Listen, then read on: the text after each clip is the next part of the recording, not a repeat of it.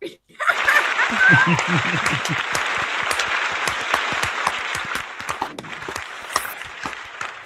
afternoon, good evening, buddy. Welcome to Friday Night Tights. I'm your host, as always, on this show. As from Heel versus. Wait, well, no, that's wrong. But I am your host today, and I thought I'd because I've got carte blanche today, I can press all the buttons. Hold up, wait a minute, something ain't right. I got all of it. You should see some of the N-word things he's got down here. It's crazy. Let's go. Might as well play when Ryan's not here. I thought we'd have the what I think is the better intro. You know, I'm just saying, because none of us are in it. That's right. That is correct. That is correct. The fans are in it, and that's what's more important. The fans are in it, and that's what. Okay, it's a bit of a fan event today. So welcome everyone. Our guests today are Sylvia and Jen, Soska, the Soska sisters, and Vara Dark. Female representation. Let's go. And we had to invite women on for some reason, and I'm glad that you chose us. Yeah. Well, people are already noticing a lot of female energy, and then they said there's also women on the show as well. So, listen, to be fair, Ryan is basically going to return as a woman at this rate. It's really disgusting. weird to see his Japan He's so vlogs happy. right now. I'm uncomfortable. Wow. I'm gonna need a new FML host. I can't deal with this. Yeah, He's gonna ask for a name change soon. Yeah, it's Yeah, so right. bad. It's gonna be the BML Yeah. podcast, the Bless My Life podcast. He's gonna get back. He's gonna, yeah. I thought he was starting World War III by booing at baseball in Japan. Yeah. Wow. I like Ryan's son. Yeah. His return video will be defending Elliot Page in the Odyssey.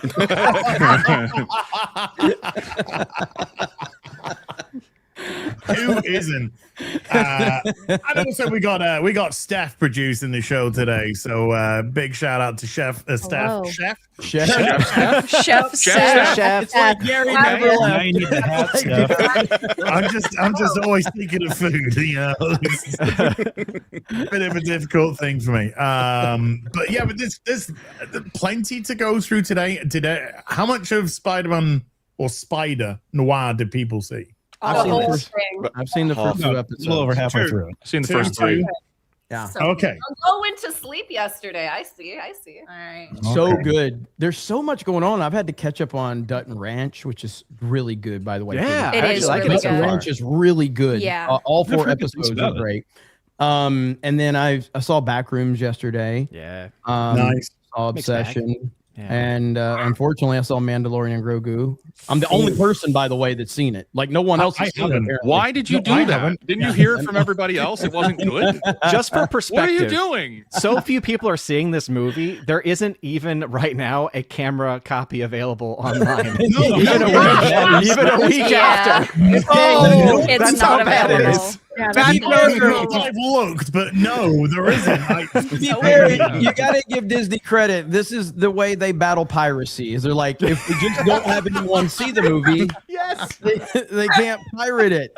There's literally 2 fake copies online, but they're fake. They're not actually the And they're movie. probably better than the actual movie itself. Now, Obsession, that's the difference. Yes. Before we begin, look, I That movie don't was awesome. share DMs or anything like that. But X-Ray Girl, who is coordinating this stream with me, sent me a message that I can only describe as bizarre beyond compare, because she says, if you don't make it through all the super chats, has there ever been a single solitary FNT No. where all the super chats have been fucking read? No. Not in a But long, that is at long Gary's time. pace of reading, to be fair. Yeah. I mean, are you sure she didn't? Are you sure she didn't say if you read a super chat? That would be more in line with this show. I am going blind. If you Hang don't on, make it to all the super chats. It's okay. Fucking thanks. Hang on. Didn't we get through all the super chats when Ryan hosted and Gary wasn't here? That is true. That is true. The one time Ryan. He's a hosted. machine. So that might be the standard she's implementing when Gary's not here. Yeah, we could just get yeah. you know, we Ryan. can read a little bit. That might be it. Right, let's start now then. I left my okay. All right. Before we start, I have a bit of a story to share because I woke up in a very interesting way this morning. That sounded weird, but I'm just going to keep going through it. Pause. Yep. So I was lying in bed and I heard a clatter. You know, one of those, but it was a particularly loud clatter, like something was banging Santa? around, knocking things. Yeah, are over. you Tim Allen, Santa Claus? Is that where we're going with this? It's not the right one. Okay. There was a And so clitter and a clatter, you know. I'm lying in bed and I hear this and I'm like, that sounded way bigger than a mouse. Giggity. But probably not a person because I know I locked up the house really securely. And then our little dog starts barking like hell, barking and barking and barking. And I'm thinking, the dog will scare it away. Doesn't stop. And so finally I get up to find out what's going on. And in my lounge room, above the curtain rail, a possum had snuck in.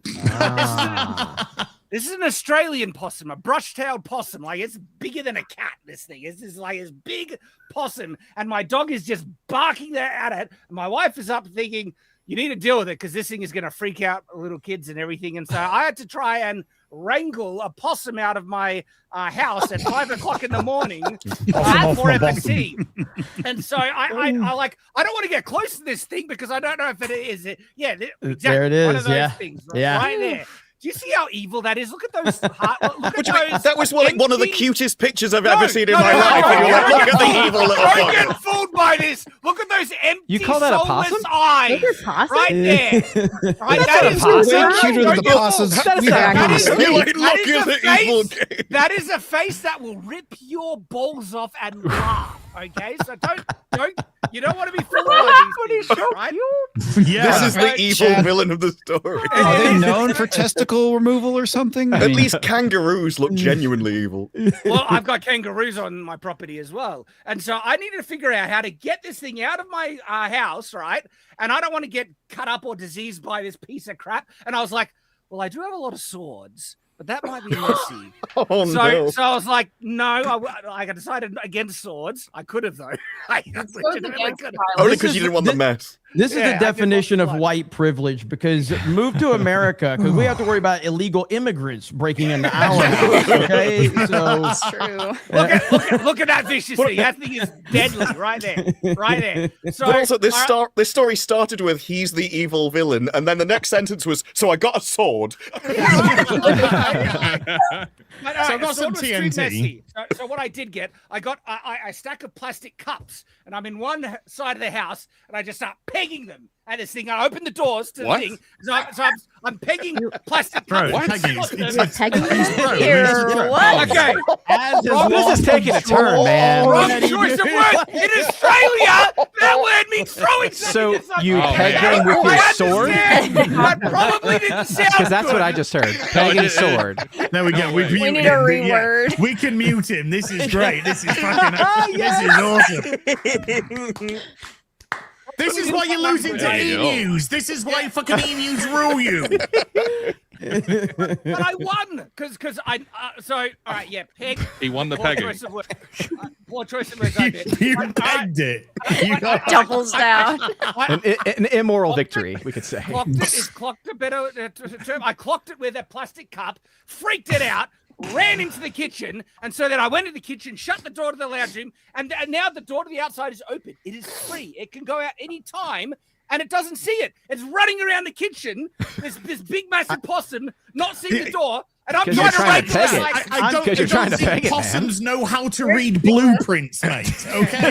listen, The exit sign is Shad blue. has done it. I Surprise. got to give Shad credit. Okay, after hearing Shad's story, I'm convinced Mandalorian and Grogu wasn't that bad. You know, Wow. In terms of storytelling. yes. I think my delivery now. This is more animated than me. But All I know is there was no pegging in the Mandalorian and Grogu. All right. Are you sure? Are you sure? With Pedro Pascal. When you throw something and you hit it, you pegged it. That's the Australian phrase. But I Sure didn't thing, sound Shad. right. Yeah. Taking Whatever it you say, completely bud. different here, man. Yeah. If you know any Australians, just be very careful with them, chat. Okay. Yeah, absolutely. But then That's why the I pasta was so eventually- aggressive. Yes, well, I eventually did. I wouldn't leave. Watch out for your cornhole, buddy. I eventually did get it outside. And then it was like, it was just sitting in the tree outside, not afraid of me now. And I'm like, well, there you go. We ended in peace. We made peace in the end. What, you stopped throwing things at it. It was outside in the open, and somehow it's not scared of you Now- anymore. now it's Wow, fine. I'm shocked. Yeah, and I was like, I made friends with it. I was like, okay, now you know this is my territory. This is your territory. I do have Gary and Quarter Black's location sharing my screen right now. If the chat is interested to see Let's where have they a- are, let's have a- so There we it's go. there, there we we go. go. Hey, Yeah, all right, Wow. all right. So really proud of. Sorry, Hey, that's a gay sorry. men's bar. Yes. Sorry, as I know you and Gary had a good thing going, but I mean, marriage is Yeah. an open marriage. yeah. So he's listen. I mean, he's Quarter Black, so he's clearly packing more. You know. I mean, so- QPG's face is just like, I've already spotted my target. You know? Yeah, It's- right. Target acquired. Oh yeah, we're locked on here. You know. Gary's like, I'm just ready to be abused. Whoever's I'm just here for fun. Wow. I'm Just happy to be there. Yeah. If any guys want to buy me, no, don't buy Gary drinks. Don't buy. It's not again. God bless. They seem to be having a great time over there. They're fucking ass. Oh yeah. And if there's any confused chat out there, go, what the fuck's going on with this show today? We got Gary, we got Ryan, we got QBG, we got X-Ray Girl. They're all over in Japan at the moment. So they're over there for like 2 beautiful, glorious weeks. God bless them. They picked the only week that Star Wars is dead to go on a trip. But we're gonna take over. We're Good gonna take timing. over and cover the death of Star Wars. We may even do like a funeral for Star Wars. I'm sure no other YouTube channel's done that. You know, bring a bunch of people on. Nobody's done anything like that, right? Yeah. Yeah, no one's Yeah. done anything like that. Are we doing Yeah. eulogies today? Pretty sure we're the first. To hell, Chris Gore. We'll do it. Whoa, We'll do hey. it. So yeah, The eulogy is Mandalorian and Grogu. That's the eulogy. yeah. That. So we were talking about this earlier, but I know we're going to talk about the box office. But holy shit, dude! Like we could have 2 YouTubers defeating a major Star Wars release in the second weekend of the Star Wars release right now. Shout out. Odin, do we think that's going to happen? What are the chances that Yes. Backrooms and Obsession are going to? We know Backrooms is going to top Mandalorian Grogu. Do we think that Obsession will do it as well? Well, I mean, if I just share the screen here, actually, we see that Backrooms previews. If I get the right Insane screen, number, by the way, putting up insane There we numbers. go. This would be A24's biggest. Yeah, biggest release. is then I've got to add it to say. No wonder he fucks up the show all the time. You got to do it twice. 10.4 million, and that's and insane. think about it. Mandalorian and Grogu did 12 Right. on their preview. That's So unreal. Backroom doing And how much does this 10.4 movie is cost to insane. make, too? And even $10 more million, so, $10 million so budget. roughly $200 million Wow. budget, and also an additional minimum $100 million marketing budget. And that's the other factor too, right? Because a $10 million film, which is what Backrooms is, would probably have a marketing budget mostly, usually around maybe $5 million on a budget like that. But even with a film like it, they did not have to spend that much money because this thing's gotten word of mouth. This thing has the internet culture where it's very easily spread for free. So they probably didn't even spend that much. But assuming it did, this film will be profitable after one weekend. Like it'll probably by tomorrow when the numbers actually come in. Yes. And also as far as like projections and the chances of Backrooms and Obsession getting the 1-2 punch here, the only projector out there putting that is Box Office Report. But the key about Box Office Report is last weekend, they were the only site that projected Obsession would increase its box office in week 2 instead of dropping. And it was right. Wow. And look at that weekly Yeah. change for Obsession. That is historic. yeah. Because the movie's actually really good. It is Yes. really It good. is. It is It a helps. really good It helps movie. when the movie is good. Yes. And correct me if I'm wrong, Odin. What this movie cost $1 million to make Obsession? So Obsession, 750,000. the So range is yeah, 750 to $1 million. But even at that is higher end, insane. I Yes. mean, the film has Highly already made profitable. about 100 times its profit. Sorry, 100 times its budget. 100 times its budget. Right. And think about how many films can do that. It's very few.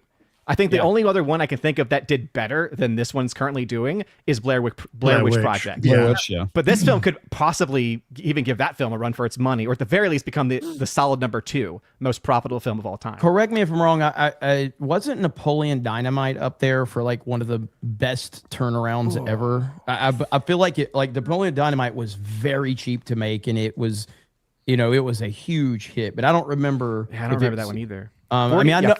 $400,000 was the budget, and it made $46 million. Okay, So that's still really good. Yeah, that's insane. Also, inflation because it was like 2004. Yeah, Right, exactly.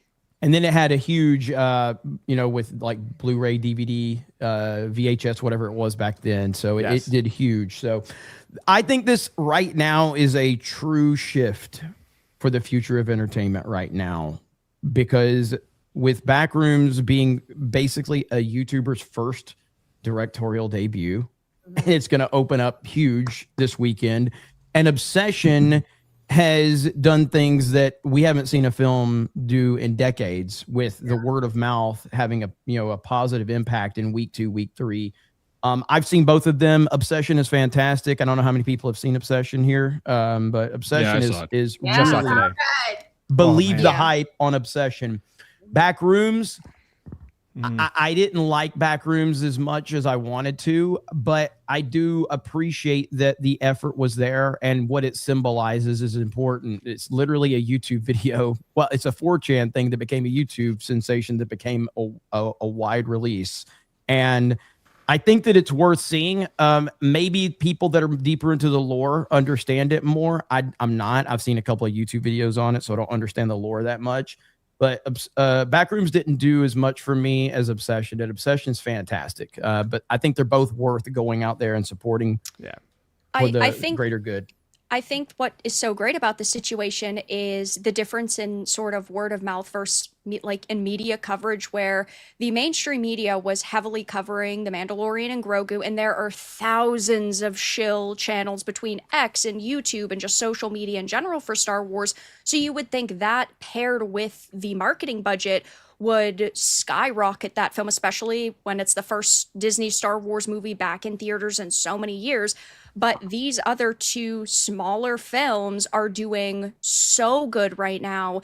And that's based off of some media coverage, not a lot. And then YouTubers and content creators and just fans of like the Backrooms, fans of the YouTube series. So I think that is such a cool phenomenon to see. And it is very important when it comes to how the media has approached films that they are not like being paid to cover, because they hate covering things that they're not receiving funds for.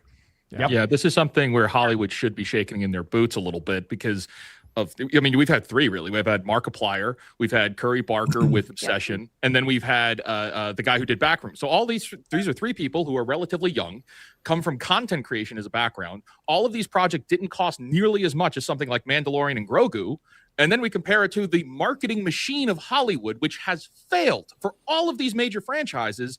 Word of mouth is king. It still is. We just need to learn how to use it again.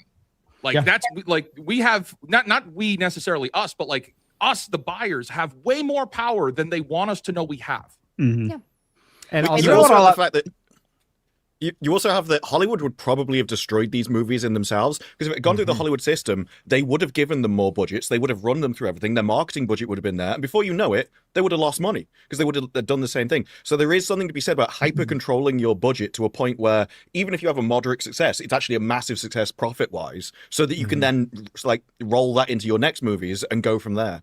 Like Mandalorian Grogu could have still been profitable if they just controlled the budget. But the moment it goes into Hollywood, huge administration and marketing, and just loses everything. They're going to learn the wrong lesson, and they're going to start going in, rather than controlling costs like we've been talking about for years, they start courting YouTubers to go and make movies instead. Yeah, and what's crazy is also like just how young these guys are. So in the case of Obsession, the guy's 26, and in the case of Backrooms, he's 20. Wow. Yeah. So for a 20-year-old to have made like his first theatrical film this way, and again, I have issues with it. I think there's some problems with it too, but it's pretty good. I see a lot of people mentioning Stuckman in the chat. The difference with that one, though, is that one took years and years and years and years, had actually help from a studio to get the film out there, and then didn't do as well. Right? It didn't do as well because the movie wasn't really well received. Very different than these two movies, which are both being well received. Again, more mixed for Backrooms, but still, overwhelmingly, I would say more people are positive, especially fans of the lore are, I think, enjoying this probably a little bit more than others. But that, I think, is also key because it means they have a lot of years left. They have a lot of years to make even more films. And for a film like Backrooms, or actually more so Obsession, he's just made now, and by the end of his run, he'll have made well over 150 to 200 times his budget. So if he's able to do something similar in the future, he can make as many movies as he wants. Yeah, and like let's look at things right now. All right. This year, Project Hail Mary, made by people that Lucasfilm fired. Okay. Huge hit. That's right. The Mario Galaxy movie might hit $1 billion. It's going to be very, very close.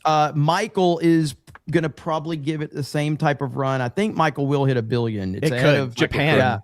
Yeah, is a bigger factor than I even thought at first. Yeah. So you got Michael and the Mario movie hitting $1 billion. You got Project Hail Mary, runaway success of the year. Now you've got these YouTuber movies that are blowing up at the box office.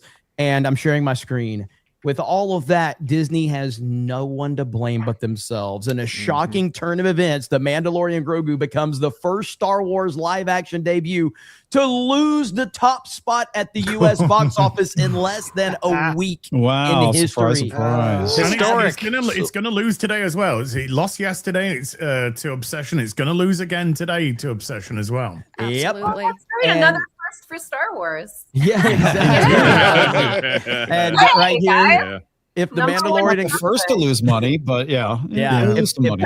If the Mandalorian Grogu fails to attract more families than Solo this weekend, and for some reason its percent comes in the negative 60s, it could become the only Star Wars live action that fails to hit 200 million at the U.S. box office. That is crazy. As of Wednesday, Mando is running 10.6 million behind Solo at the same point.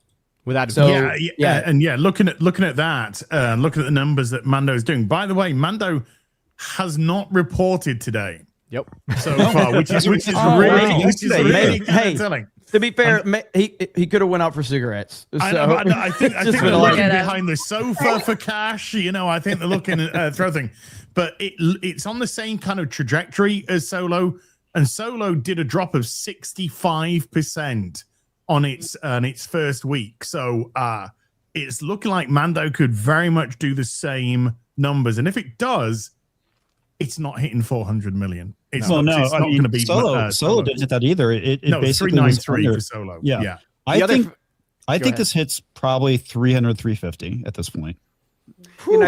There's a number of things that I like about this comparison with these more independent films, and the biggest one that I like is that it's really demonstrating that we do not need Hollywood. When Hollywood, it can crash and burn, and we will still get good films because there are people with actual talent that want to make good films, and they don't need insane budgets to be able to produce them now. And then when it's on a fair playing field, right, merit rises to the surface. The best films actually word of mouth spreads, and they can compete.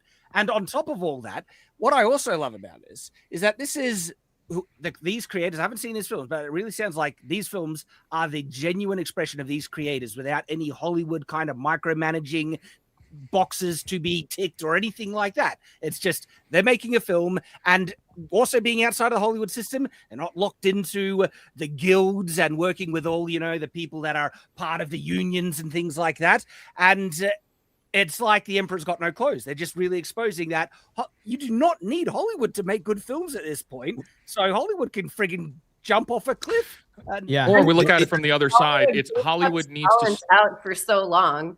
They kept talent out, and there's so much talent on YouTube now. YouTube, you guys are the new independent filmmakers. Yeah, and that's why you guys may not know this, but from I work mainstream. God knows I'm Canadian. I'm not anywhere near the Hollywood system.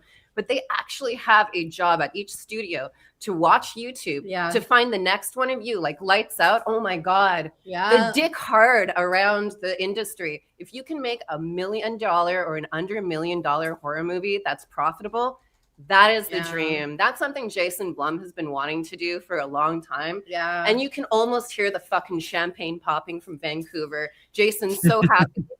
finally got his dream, and there's going to be greenlit probably 10, 20 already under 1 million new horror films. Yeah, and one sad thing I think a lot of people don't really know about studio movies is you may be hired as a director, but you're not actually doing the job. You're sitting in the chair if they can allow you, but there's other people that come in and they're like, well, you're going to do that, you're going to do that. And then maybe you're like, oh, that's a cool A-list actor. I can say action and cut for him most of the time, but they don't actually allow you to do anything like that. One of the movies that you really saw that in was Spider-Man 3. Like, you could see that Sam Raimi was literally fighting with the studio the entire time. So then who did they hire for Spider-Man movies after that? Hell no Sam Raimi, no big names like that, because they can't control them, which is going to be interesting for you streamers because you guys can't be controlled. Your authenticity is your brand. And now you're going into the Hollywood system. I hear what's his face Obsession is getting a $10 million budget pre-approved, and he's getting whatever movie, but it's called Anything But Ghosts, and it's going to be a Yeah. movie. So how is he going to maintain his voice? Is he going to be able to be like Ty West and tell them, hey, this is my vision and this is what you're going to do? Or is he going to get chewed up like so many great filmmakers, like the guys on Daredevil? They're some of the best filmmakers you've ever seen, but we've all seen Daredevil and we're like, what the fuck happened? Right? Because they're great. And that's their filmography, really. Yeah. That's what worries me, is that I hate to be kind of the bearer of bad news here, but once Hollywood starts pouring money into things and starts controlling, like, hey, show up to this party and, you know, introduce you to this person, and hey, remember, this is the opinion that's approved, and you start getting part of that culture. And we are right now in the middle of this big controversy with the Odyssey. The most powerful man in Hollywood, who's never really done anything woke, suddenly gives us Black Helen of Troy. You're like, how does this world is so corrupt? Right? You know, and so you've got these young filmmakers that are going to be ushered into Hollywood, and you do have to worry about that of like, what's the next step going to be? I think that there are going to obviously be some of these, you know, independent creators that are going to basically just take the money from Hollywood and from the mainstream and run. But the reason why they became so successful was because they were doing something fresh and unique and special, and people on, let's say, YouTube are offering alternatives to Hollywood's Marxist slop. And so if they are going to sort of go into Hollywood, there's just going to be other creators that follow them and that are independent that can create something really good. The same way that we see that happening in video games, like with Indian AA games. There were plenty of developers that went off and split from Ubisoft, for example, and then started Sandfall Interactive, made Claire Obscure, that broke records, and they're not, you know, buying into the mainstream now. And so there's always going to be someone that follows. Yeah. Well, there's something else that needs to be said about Obsession, though, and it's that movie is mostly self-funded. Like, Curry Barker put up most of the money himself, and I think that's a big part of it. Like, even the Expedition 33 thing, they got money from someone. Well, yeah, you know, there's money involved there, but any time that the big money gets involved in any way, you lose the creativity. And I feel like that's where, and you know, it's a crazy initiative to even talk about it, but we need self-funded and like fan-funded. Like, we need to support the fan funding operations big time, because look at what these creators were able to do just themselves. Now imagine if the fans were more involved. Now imagine if we were more involved.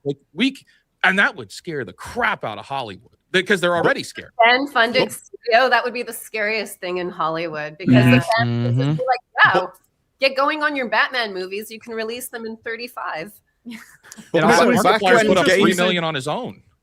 Back when gaming was still sort of like in its 90s, early 2000s, there were a lot of like independent studios that set up from people just because they wanted to make a game that didn't exist, but they wanted to play it. And so they had a specific target in mind that they wanted to do, whereas Hollywood does it the other way around. They're like, well, we need to mitigate risk. We've got all this money that we don't want to do so much. So here's an IP. What can we do with this? And they're starting at the wrong perspective. And so they end up almost like forcing something to be made where everyone's getting their oars in to try and limit the risk. It actually destroys everything, rather than just having one guy who has an original idea out of nowhere. And also, what's cool about Obsession, especially with the film director, is that he both wrote, directed, and edited the movie. And to have that much control, good lord! I knew it wasn't gonna take long. I freaking knew. I was just waiting for one of these. Shag You just needed inbox. holding a sword. But what's really cool. You could take that on pegging. You could have been the giver.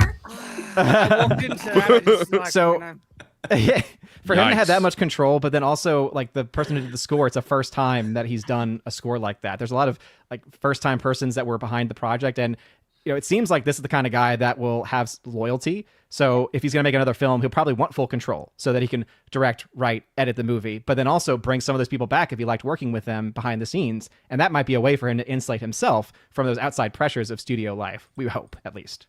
I will say loyalty is a fable in the film industry. Yes. Yes. Tread fair.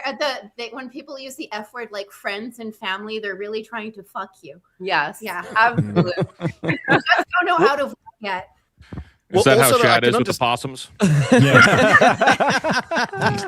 But I can understand how it happened. So you create something on your own, then you go into the system and you're on set and like, well, I think we could just change this. And it's only a small problem, but it'll probably offend these people. So we're going to do it. And before you know it, you've made so many small changes that by the end of the thing, it's not anywhere near where you expect it to be. Yeah, it's not your project anymore at that point. So specifically to And having sure that your direction is heard, because I remember going from financing our own movies, like our parents remortgaging their house so we could make American Mary and maxing out our credits cards on our first one. We worked for Lionsgate and WWE Studios, and it was insane how different it was. And we had really cool opportunities. And the thing is, they don't want necessarily your voice. They want your name. They love the brand of what you did, but can you do exactly what I want, but we put your face on it? And one studio exec who hadn't read the script, who was giving notes every fucking day. And I remember at one point, Danielle Harris, who starred in it, she looked around and she's like, who the fuck is giving all these stupid notes? And I smiled and I said, him. And he turned and he ran away. And I was like, that fucking little coward, like, read the fucking script. But if you don't know, WWE Studios doesn't exist anymore. It Right. is, in fact, run itself into the ground with a built-in worldwide audience. it was Tombstone. Wow. Tombstone. I mean, like Kevin Smith comes to mind as like we all remember how Clerks was made and how Yeah, you know sold his credit comic cards. book collection, maxed out credit cards, filmed in the store overnight when it was closed, and I love all of the old school Kevin Smith stuff. And now obviously he's moved to a different place where he just cries about everything he sees and. But at least one could say for him, just like we see with some other directors, he does, like Adam Sandler, for instance, when he makes a movie, he does still bring his friends in. He still does 100%. give them jobs. Yeah, So he does. As bad as he's really become in was. so many ways, at least he still has that. Yes, yeah. I mean, look, I've got a horror movie idea. Okay. Is there a director test? Is it no, this show? I just need, Is it this show? I don't No, know. I used to work retail, so I have this idea of doing a horror movie set in a grocery store where you're just happy-go-lucky guy. You get this job, you're happy, you go in there for your first day of work, you're bright-eyed, bushy-tailed, and then Shaniqua comes in there looking for EBT food stamps and why the Oreos aren't on sale and starts yelling at you, and your life becomes destroyed. And then Jordan Peele's already attached. You can call it hard decline. Hard decline. Wow. He likes his single word title, so decline. Tree Bear Party Work concept art. Yeah. Oh man, but I'm really happy with all of this. But I do want to ask the question: what do we think? Let's hypothetically say that the Mandalorian Grogu does less than Solo, which is very realistic at this point in time. What happens at Lucasfilm? Do they go into panic mode behind the scenes? Because no. I don't know. I mean, there's already a civil war. They say it's a where have you past, been? and they blame the fans just like they always do. Nothing changes. Nothing will change. They won't see any fault with themselves. It'll be a fan backlash. The next year, of course, we're going to have Starfighter. They're going to hope that Ryan Gosling can bring the female audience into the male product, which has been destroyed because this is the onset that they've had. And then 2027, 2028, Dave Filoni, he'll still be doing his fucking movies. He'll be pushing for his retarded Avengers with Ahsoka and Mando and everyone else. And that's the direction which will go. They haven't learned anything in 15 years. So It's why are they going to crazy, start? man. Why would they today? learn anything now? He's Well, already no, I said think as it's much. I think it's that they Filoni already can't. said. I think it's that they can't learn anything because that would require someone to be in the office that could tell them a different perspective. But they've purged Hollywood of any alternative perspective, and so no one can go, well, I think all of this is wrong, because they're all part of the same ideological group that wants to go into the same mission. So they can't be wrong, because it'd mean everything they've done in the past would be their fault. And also, and Filoni already did an interview right before The Mandalorian dropped, where he said, "Well, now we can go and do whatever we want with all of with like smaller stories as films, but not if they're all going to tank like Mandalorian is. That's an impossibility." What is interesting though is today we did get a report that Simon Kinberg is officially working on episodes 10, 11, and 12. So, which we had already heard before. Who wants that? Simon? No, nobody wants it, but that the fact that that's now hitting the main waves after Mandalorian doesn't perform well. I feel like they're trying. That's 100%. I just think that's a report to try to get more interest in Star Wars. That's a Hail Mary. Oh, it's cope.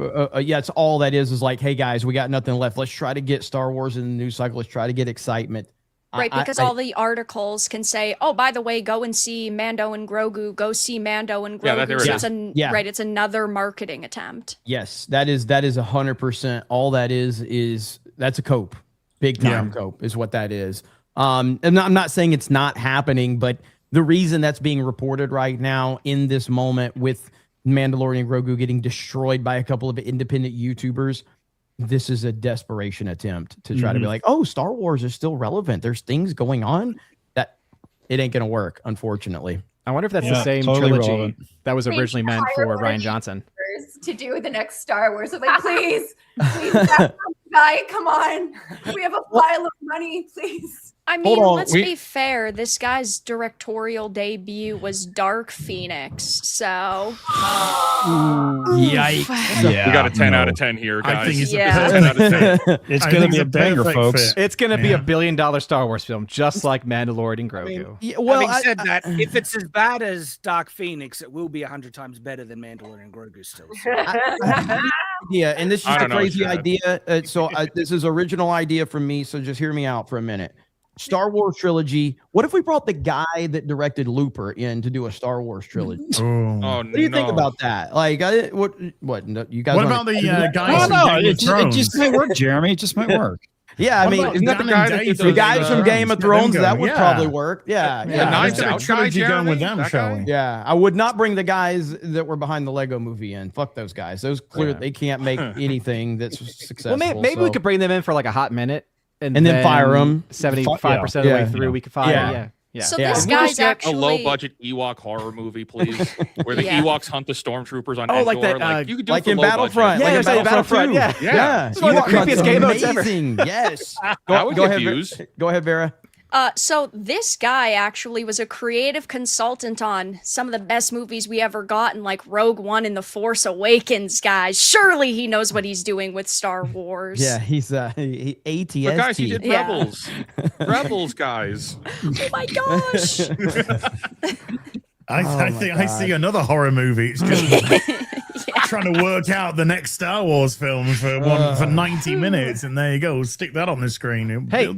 He also made the 355. All right, so let's wait. No one remembers the 355. What? Remember the all-female movie that was supposed to be like the spy thriller 2022 action spy thriller? Listen, Odin, anyone that ties their brand to 3 numbers is a retard, okay? Wow. Hail the 199, everybody. Oh my God. But you can't believe anything Disney announces in regards to Star Wars films. How many Star Wars projects have they announced and then cancelled? We went over on previous FNT. Was it like 12 to nearly like 15? It's a lot. There's a lot. Yeah, there is a lot of them. Many final films as Tarantino has announced and unannounced. Yeah, because remember they did the scary thing is Mandalorian and Grogu was the best of them. That was the one that actually passed and got finished to completion. So imagine how awful those were. That's only because the guy's now running the show, in all fairness. Yeah. So like most things, it's just a nepo thing, you know. I'm gonna go and put my characters that I made. I'm gonna go and put them on the screen. It's gonna be good. He's gonna No, be Dave. a character. Trapper Wolf. I'm Trapper Wolf. Yeah. You know, even trying, I Hear me can't make roar. my voice sound as effeminate as this. Yeah, as you don't have to imitate Gary. He's not here. We can move on. Sorry, Gary. My bad. Oh man. Well, Star Wars is dead, and it's a good day. It's a good day for that. Again? So, yeah, again. Again. I'm just gonna title Star Wars is dead in every stream I ever do, as long It's as not I'm on just- YouTube. It's humiliation. This is humiliation. This isn't just dead. This is the first week of Mando and Guacamole, and it's dropped into number 2. It's been beaten by a movie with a budget of around $750,000. Go Another horror. movie's go horror, yeah. Another movie, Backrooms, threatening it again. This isn't just Star Wars is dead. This is Star Wars is being humiliated. Yeah. I'm here for it. I'm fucking love it. I'm here for I it. saw a tweet. I saw a tweet the other day from somebody, and I don't know what point he was making, or I don't know what side of the argument he was on, but he was essentially like, what happened to all the discourse around Mandalorian Grogu? Where did it all go? Because you had one side that was like, is this the worst thing ever? It's going to flop. And you had another side saying it's the greatest thing ever. But he's like, no one's even talking about it. I meant to respond to that tweet. Exactly. But that tweet perfectly represents what Disney has done to Star Wars. Yeah. There's no passion on either side. All right. So No one cares. Well, also, it was really hard for the shills to say anything positive about this because there really wasn't anything positive to say other than it's fun. But it's fun doesn't win the normies back who gave up on this franchise. So so it burnt out, like, really, because the shills stopped advocating for it. And in a lot of ways, we didn't have to combat it because they gave up. They conceded. It also wasn't fun, so the quality of the film contradicted the shills. It didn't have anything to discuss. There was no questions in it. There was no, essentially values. It was just a guy walking around doing things for a couple of hours, of which There's no hero's journey. Meh action at best. Well, right. And so without a story to discuss, what would you even talk about except very brief things of whether you liked it or not? Hold and on, then Disbrew. I hate to call you out.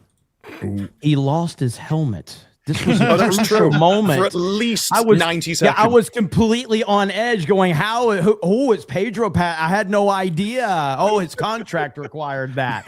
How is he going to get his helmet back? He did so much to earn that helmet back. So bad. Why did he not just grab it off them at the end when he killed them? That would have been way better. It was so stupid, man. Because they just wanted to get Pedro offset. Pedro wanted to get offset, in all fairness. I think it checks out. Yeah. Shad was there. There was some pegging in order. So, so if there's no discourse around the Mandalorian and Grogu, the film's out now. Of course, it's dying a death. It's going to die a very painful death. I actually think it's going to seriously underperform comparative to Solo, because Solo had a lot of hate behind it. This has got apathy behind it. yeah, that's true. And I think that's very different. But if that's the case with Mandalorian and Grogu, then what the hell is going to happen to this film? Oh boy. You know, the marketing around this film has just been disaster after disaster after disaster. I was actually mildly enthused about Supergirl when it was initially first getting released before Superman came out, but everything about this film is just made me completely check out on nearly every level.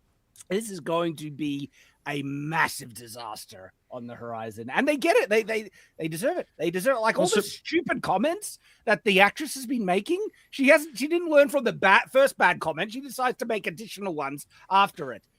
They're already trying to say that this movie is not as expensive as the budget needed to be, and it's a cheaper movie. And Toy Story is a bigger movie. It's competing against Toy Story. They are already trying to lay the groundwork for defending this movie the way that they did with Mandalorian back in February. Because it was back in February when the projections were starting to look like it wasn't going to do well, and they're like, "Oh, it's the cheapest Star Wars movie ever made, so anything we make is gravy." Oh, we got to clear 165 million. Well, they're trying to do the same level of astroturfing for Supergirl now.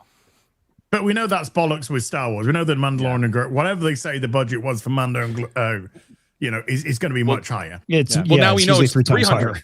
Right. Well, no, it's actually 300 million production.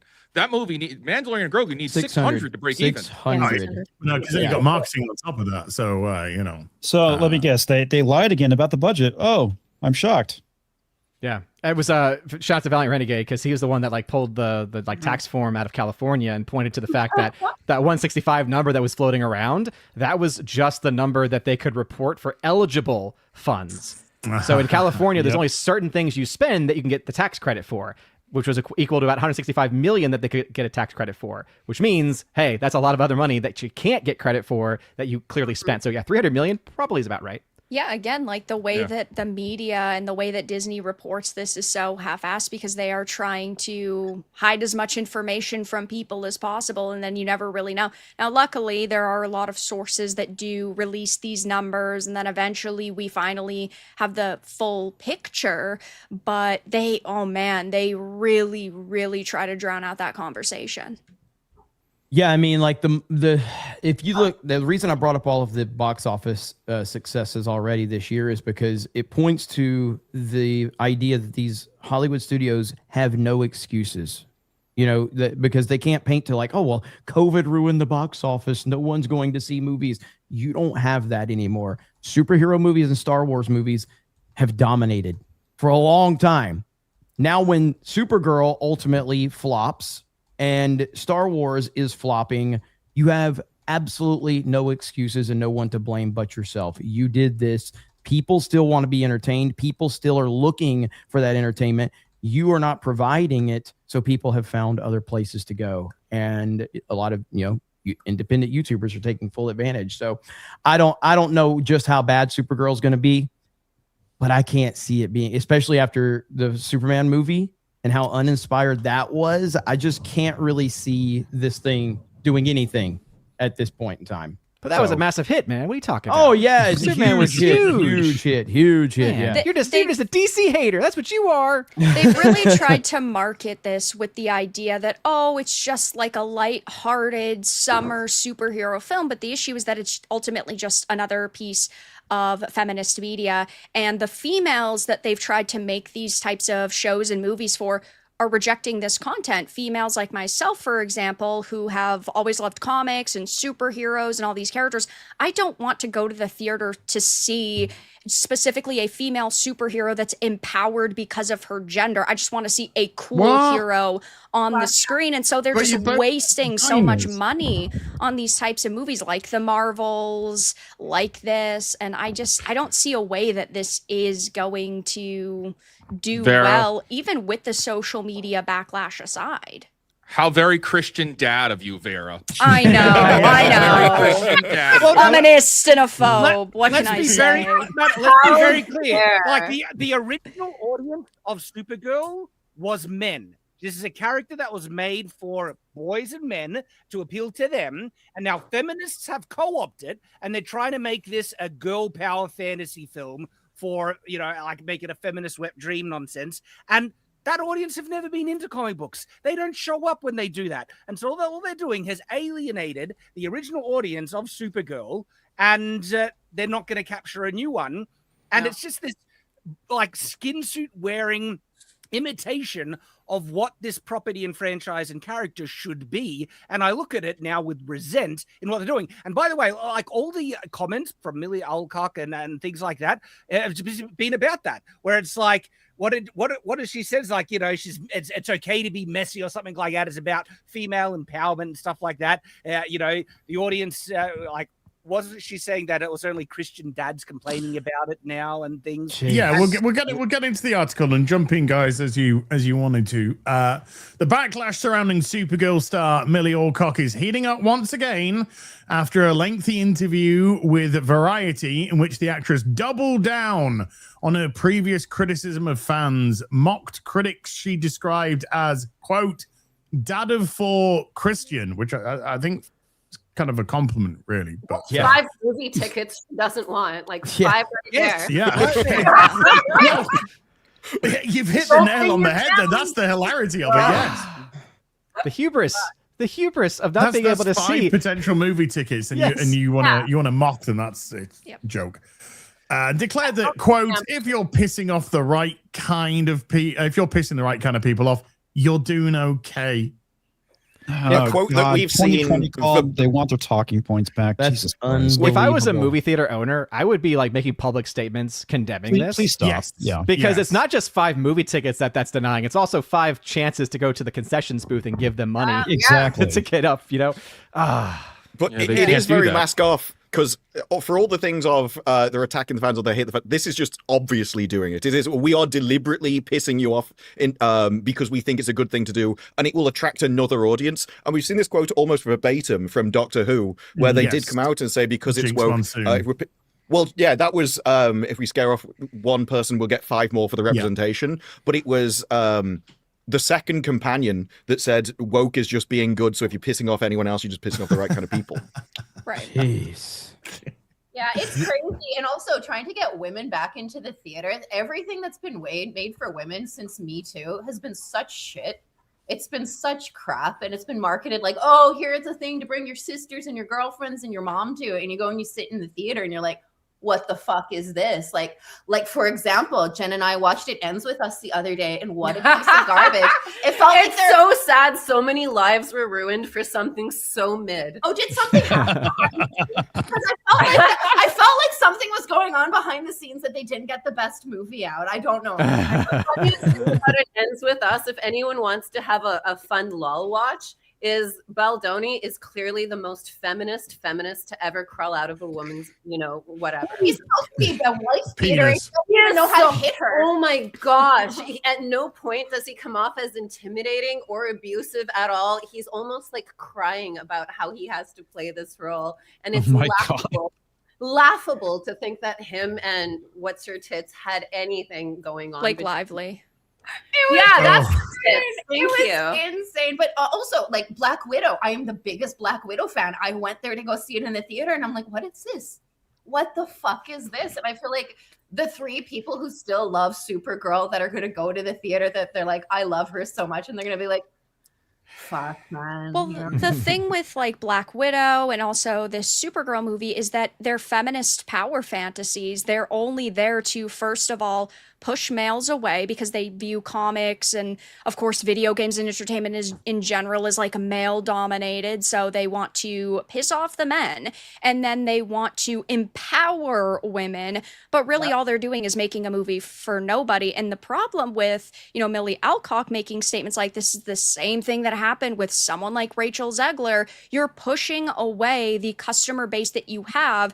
And you want to keep those customers and then add to the list of customers, but all they're doing is dividing their existing audience with this absolute garbage.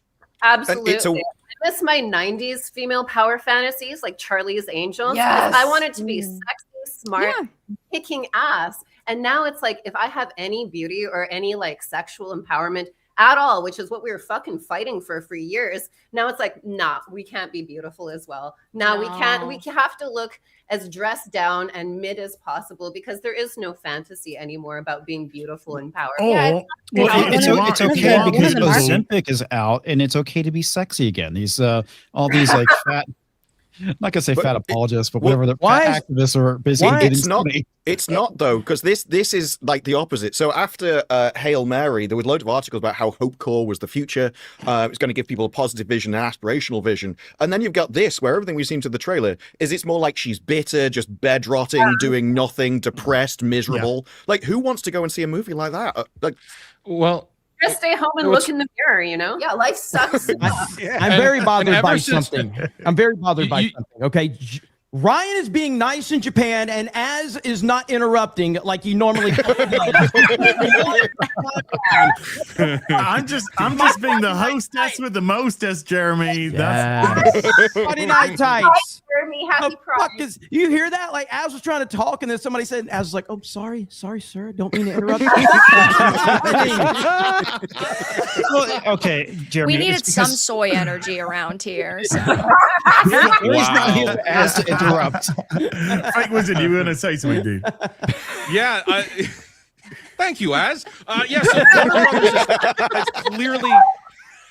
Warner Brothers has clearly been listening to this, and they're actually responding. If we look at the most recent trailer that was released, I think 2 days ago, it is Millie Alcock and the other girl lead, and that's like running around with Supergirl. And the two of them are like, oh, this is a movie about heroes. Heroes are good. Heroes are great. It is they are taking gender entirely out of the marketing after all of this. There is no more gender referencing in any of the Supergirl marketing. No shit. Damage done, bro. No, they're scared. Damage done. Yeah, like I mean, if we're starting to see, so she's going on, like, she's starting the press tour. And I think it's going to be very interesting. I think we're going to get a lot of content out of this upcoming press tour with Millie Alcock herself. So if we just pay attention, she might Zegler. Did anyone else have like no feelings? I like all three Guardians movies big time. I watched this trailer and it felt like Guardians all over again, and it made me not care at all. Yeah, about the trailer was awful. Like it was so bad. Well, nothing that made me care. Over crypto. This film seems like it's all about crypto, and I'm like, let the damn dog die at this point. Doesn't well, actually, it's a good point because crypto's been used as a crutch in 2 films now from James Gunn, and it shows that he really doesn't know how to make a likable character, because when you put a dog as the bait, or you put an animal as a bait, it's because most people, of course, love animals, and therefore they're kind of like, that's so cute, or whatever, and they believe that then gets positioned onto the human characters. James Gunn cannot make likable characters. He didn't make likable characters in Superman. None of these characters look likable in this film whatsoever. So once again, he's got to go to, and it's not even crypto, it's his own dog. This is all based off his own dog. It's not crypto. It's not even a real dog either. I mean, yeah, but this is just, he cannot make a likable, and also this is Tom King. Tom King wrote this, fucking Oedipus complex Tom fucking King. So it's insane, because this is going to be one of the most dour experiences imaginable. And as I think it's Millie Alcock, no, he's James Gunn or somebody who was attached to the film, said that it's okay to be messy and to be your own hero. And that is the furthest thing from heroicism that you can get. But a very common thing in modern times is you don't need to improve. You're beautiful just the way you are. Yeah. Just stay the way you are. It's like, it's anti-aspirational, essentially. It is just stay on the bottom rung where you are. It's a horrible message to give to people, because if they are in a bad place, they will never get out of it, and they will just stop blaming other things rather than taking control over their own life and actually improving. So it's why superheroes was about the hero's journey, that no matter what state you are in and what horrific things you might be going through, just keep going and it will eventually get better. That's been the feminist ideology, main thing that they've been pushing for. So how dare you tell me that I need to put in effort to be beautiful? You need to accept me as I am. You need to validate every single horrible thing about me. Otherwise, you're a sexist and bigot. How dare you actually expect that I actually have to improve myself. And so what we see with all this feminine coded, films, everything like that, is all about this, validation. They're perfect all along. Like we definitely saw it with Captain Marvel, where she was perfect all along. Yeah. It was the men holding her down and suppressing her power, and they just needed to accept her perfection and awesomeness without any improvement at all, when she was actually an awful, obnoxious character. And so we're seeing the exact same trope play out again and again and again. Supergirl being the most recent one, where it's okay to be messy. That's the line saying, I don't need to improve. You need to accept me with all my imperfections. Otherwise, you're a sexist bigot. And see, I think that they could have something good here if she starts off at, the bottom of the barrel. She is emotional. She's messy. She's rude, but then she grows as a character and finds herself and realizes that she can be a hero, not just to herself, but to so many other people. And it just goes to show that the writers in Hollywood, they need to reread Joseph Campbell about the hero's journey.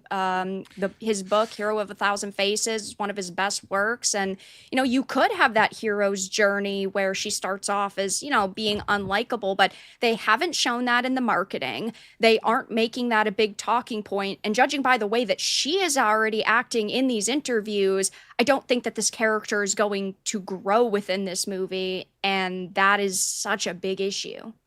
Well, also, though, and I could be wrong about this, but isn't this before Superman?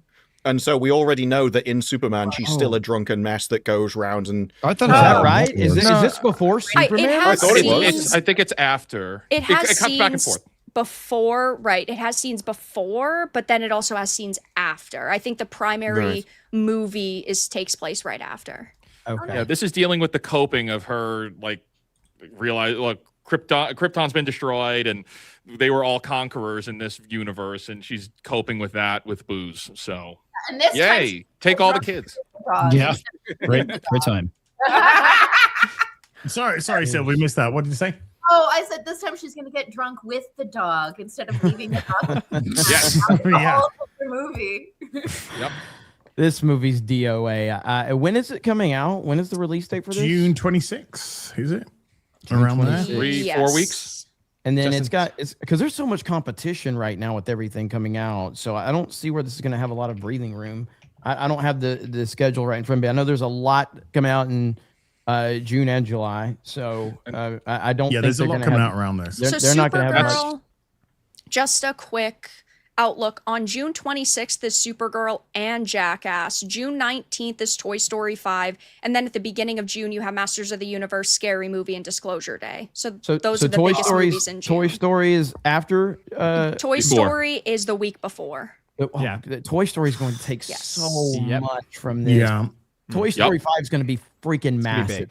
Yeah. Yep. And I think the trailers look phenomenal for Toy Story. I can't. They just do. I'm still not convinced it will be great because of the direction they moved to 4, but the trailers have been great. And I think that's going to take a ton of attention away from Supergirl. And and everything else projected for a $45 to $60 million opening weekend. That's Supergirl. Yeah. Yikes. Which, for perspective, if things go the way that they're projected to for Backrooms, it could see a $70 million opening domestically. Wow. Damn. So, Good for him.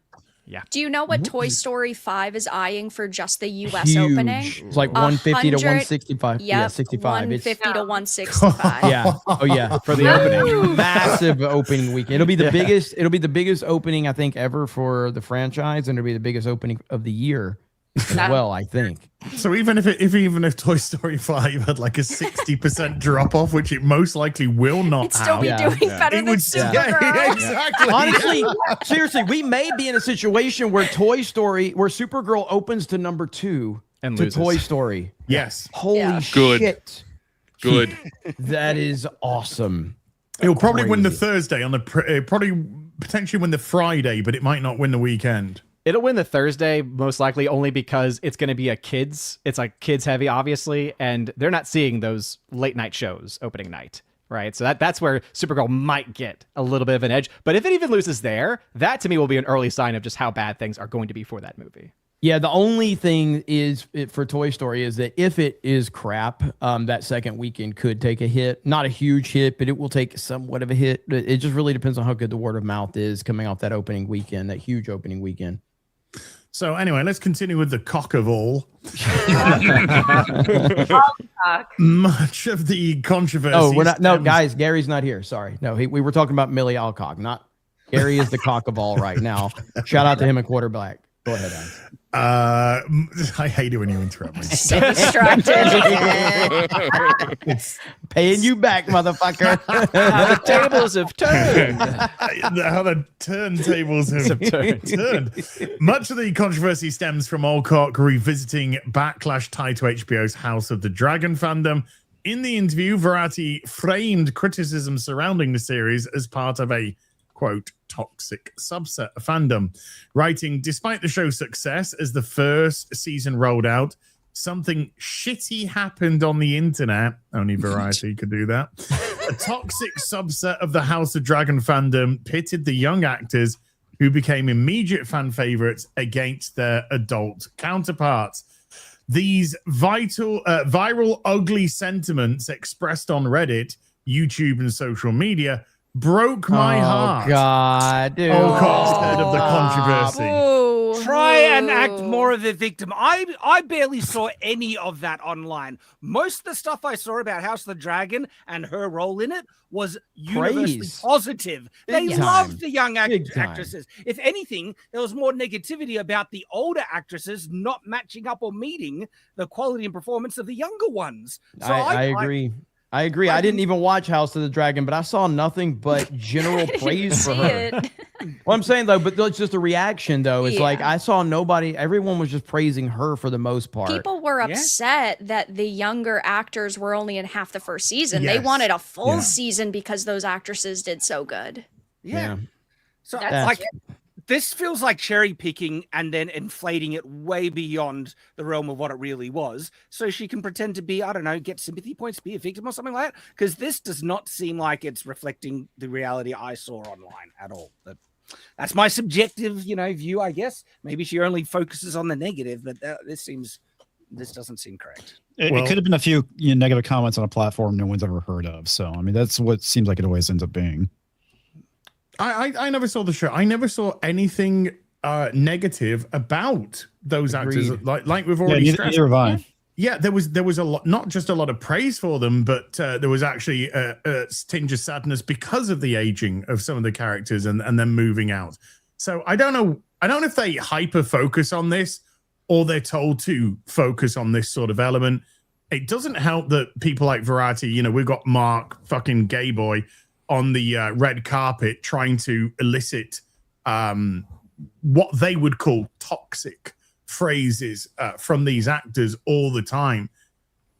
I don't know if Sylv and Jen would know anything about this because you've been in this industry. What the fuck has happened to handlers that actually tell people how to conduct themselves in interviews and what to avoid and what pitfalls to fall into? Those would be speaking points. So controversy is one of the cheapest ways to make money or get attention. If you have something that's super controversial that goes viral, it can be the equivalent of $1 million worth of marketing, which all you have to do. And a lot of the time they want people to hear whatever's happened and then go back to the source and be like, oh, look, this poor girl is being made fun of by all these Christian dads and families.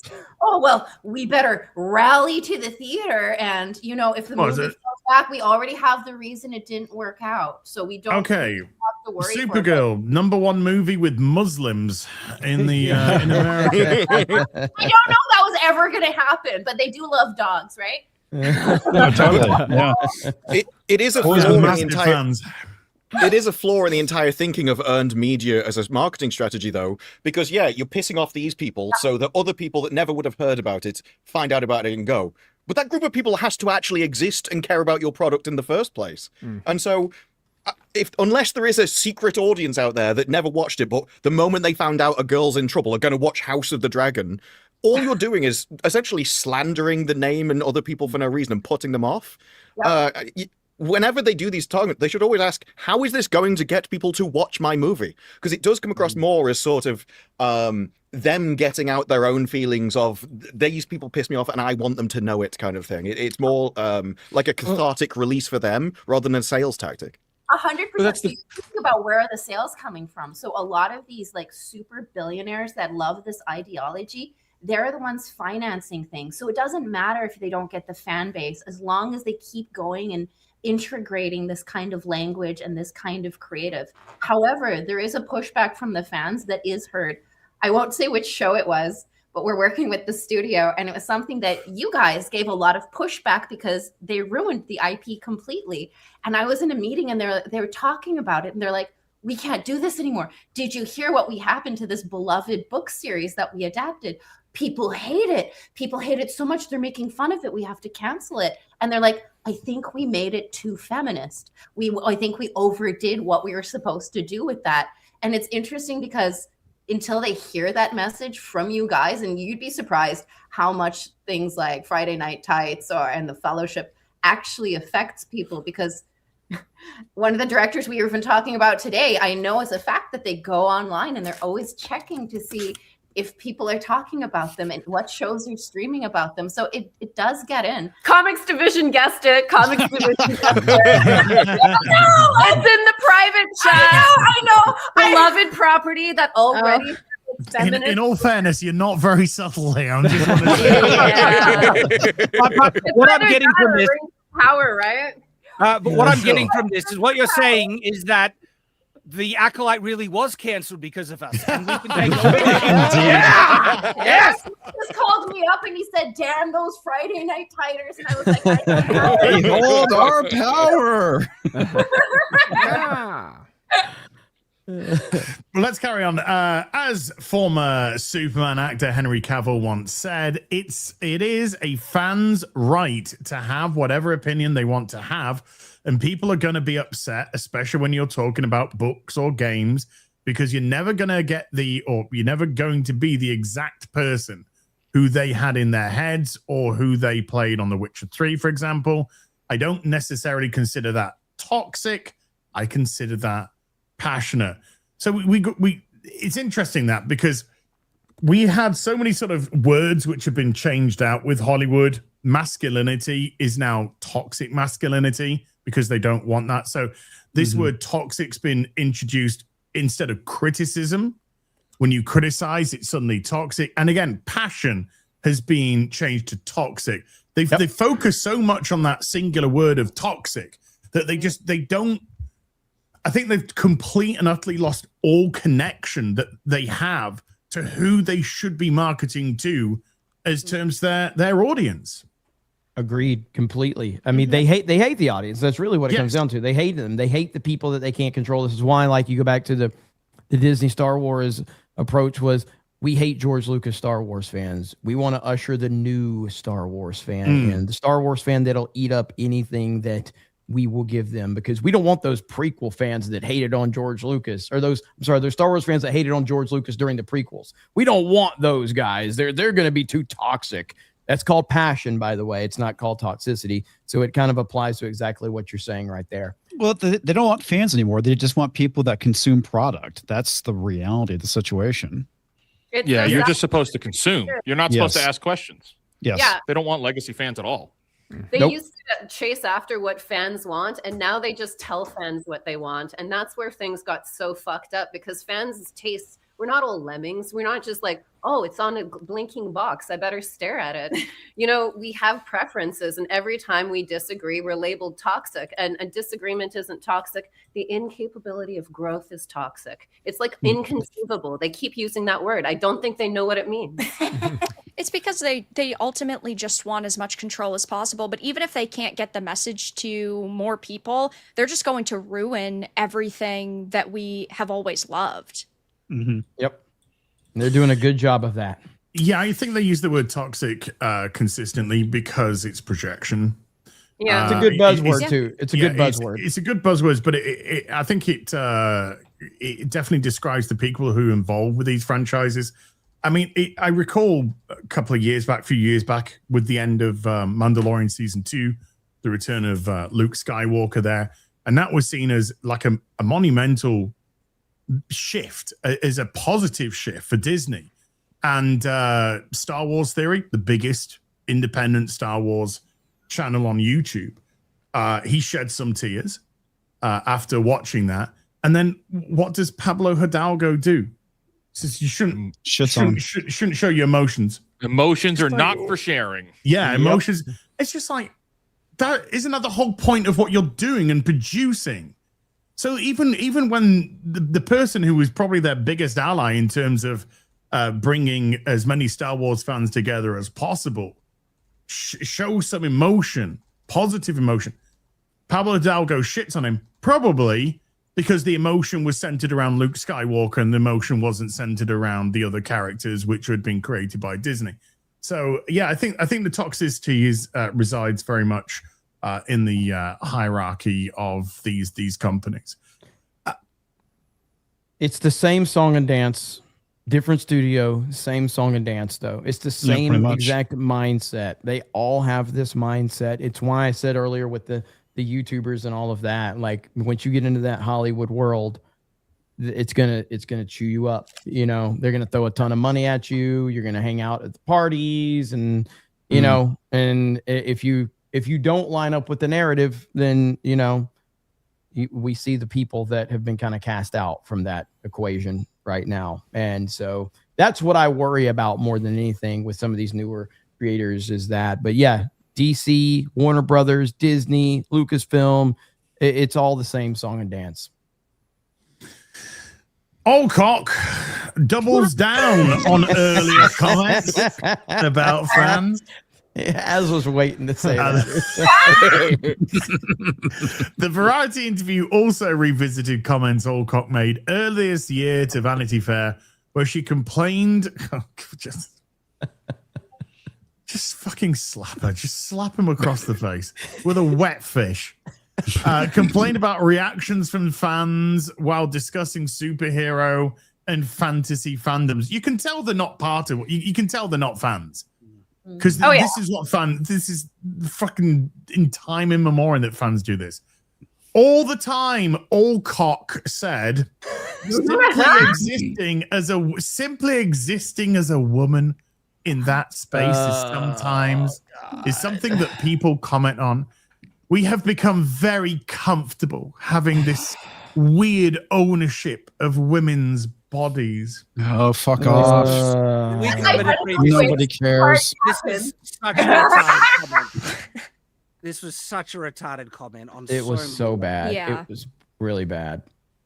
If I own Millie Olcock's body, I have laundry that needs to be done.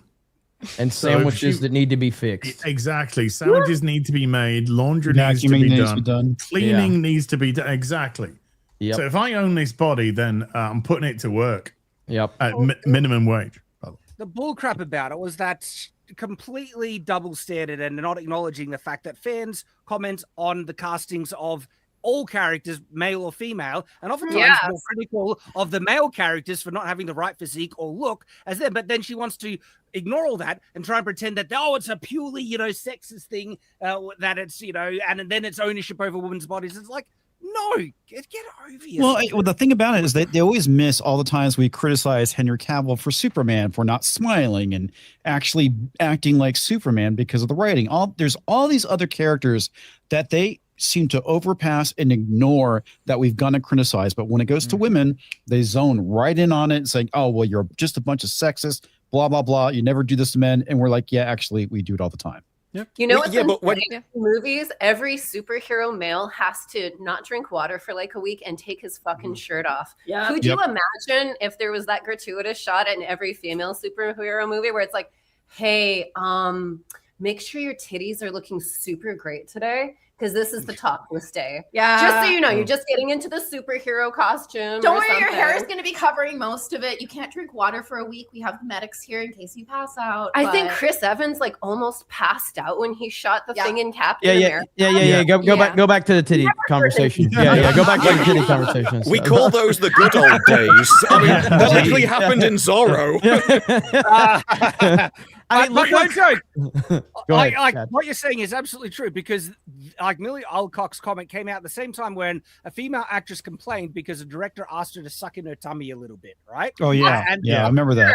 That's watching your ass. You know how many times I've worked with an actress and we're looking back at the dailies and she's like, a piece of my hair was sticking out. Why didn't you? And nobody wants to not look perfect when you're eternally captured in a movie. Also, you're a woman. Did you look at a banana today? You're probably bloated, so suck it in. We're doing a wide shot. For you, it's not for me. I know that you don't have you're not like that always. I'm just trying to make you look perfect. It's fantasy we're selling. If you want to have reality and be bloated, okay, whatever. Look the way you look. Well, it's a welcome to the internet type of mentality. Look what's going on, and I don't know if it's like AI or whatever, but this whole Henry Cavill narrative right now that's going on Twitter, where it's like this weird picture of him and people are like, what happened to Henry Cavill? Yeah, because he's got like salt and pepper hair.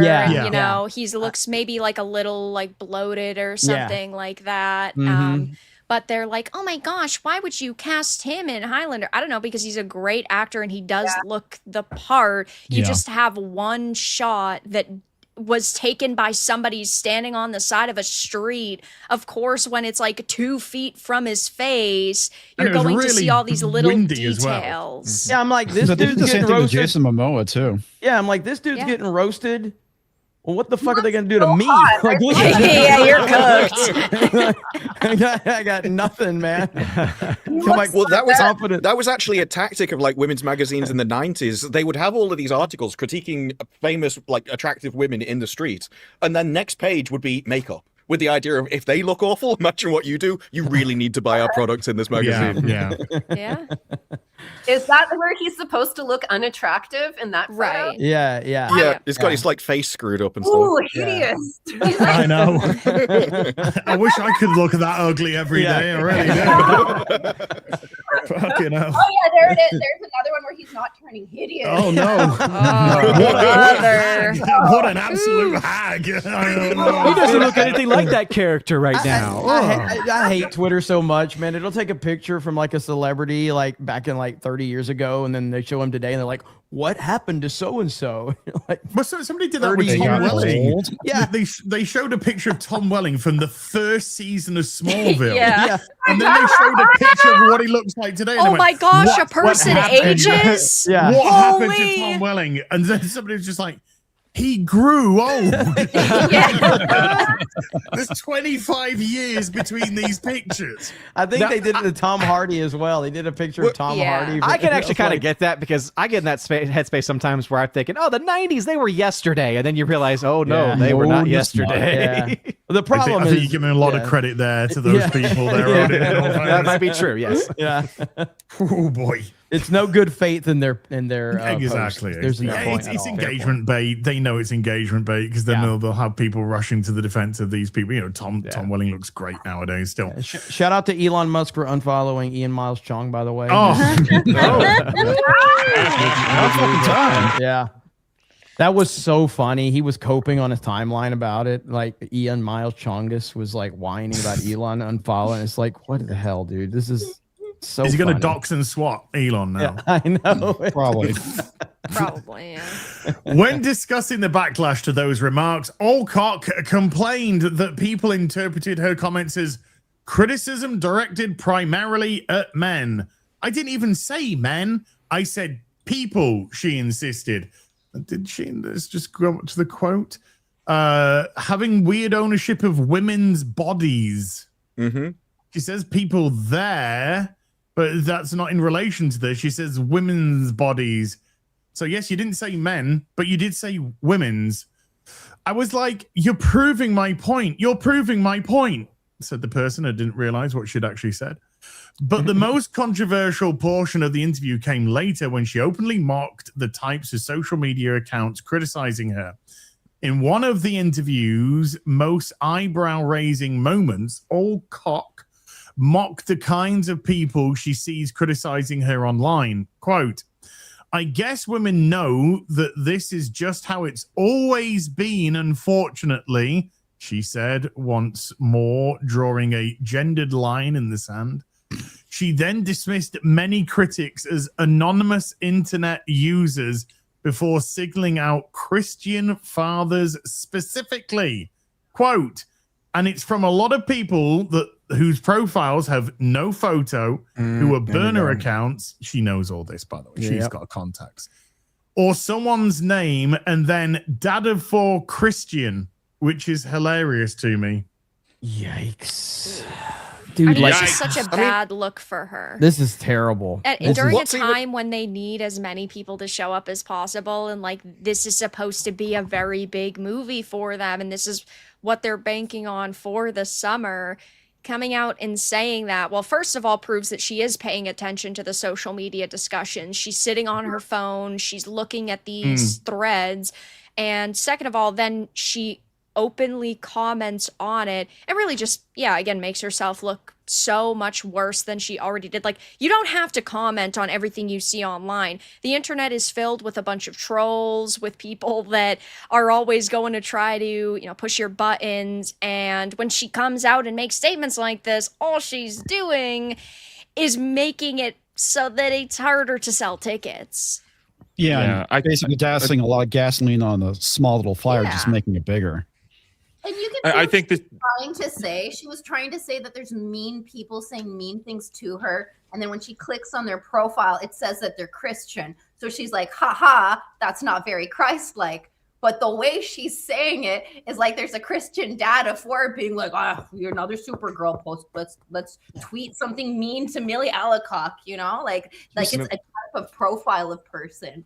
Yeah, the easiest way of getting around this nonsense is to fucking ignore it. That's all you have to do.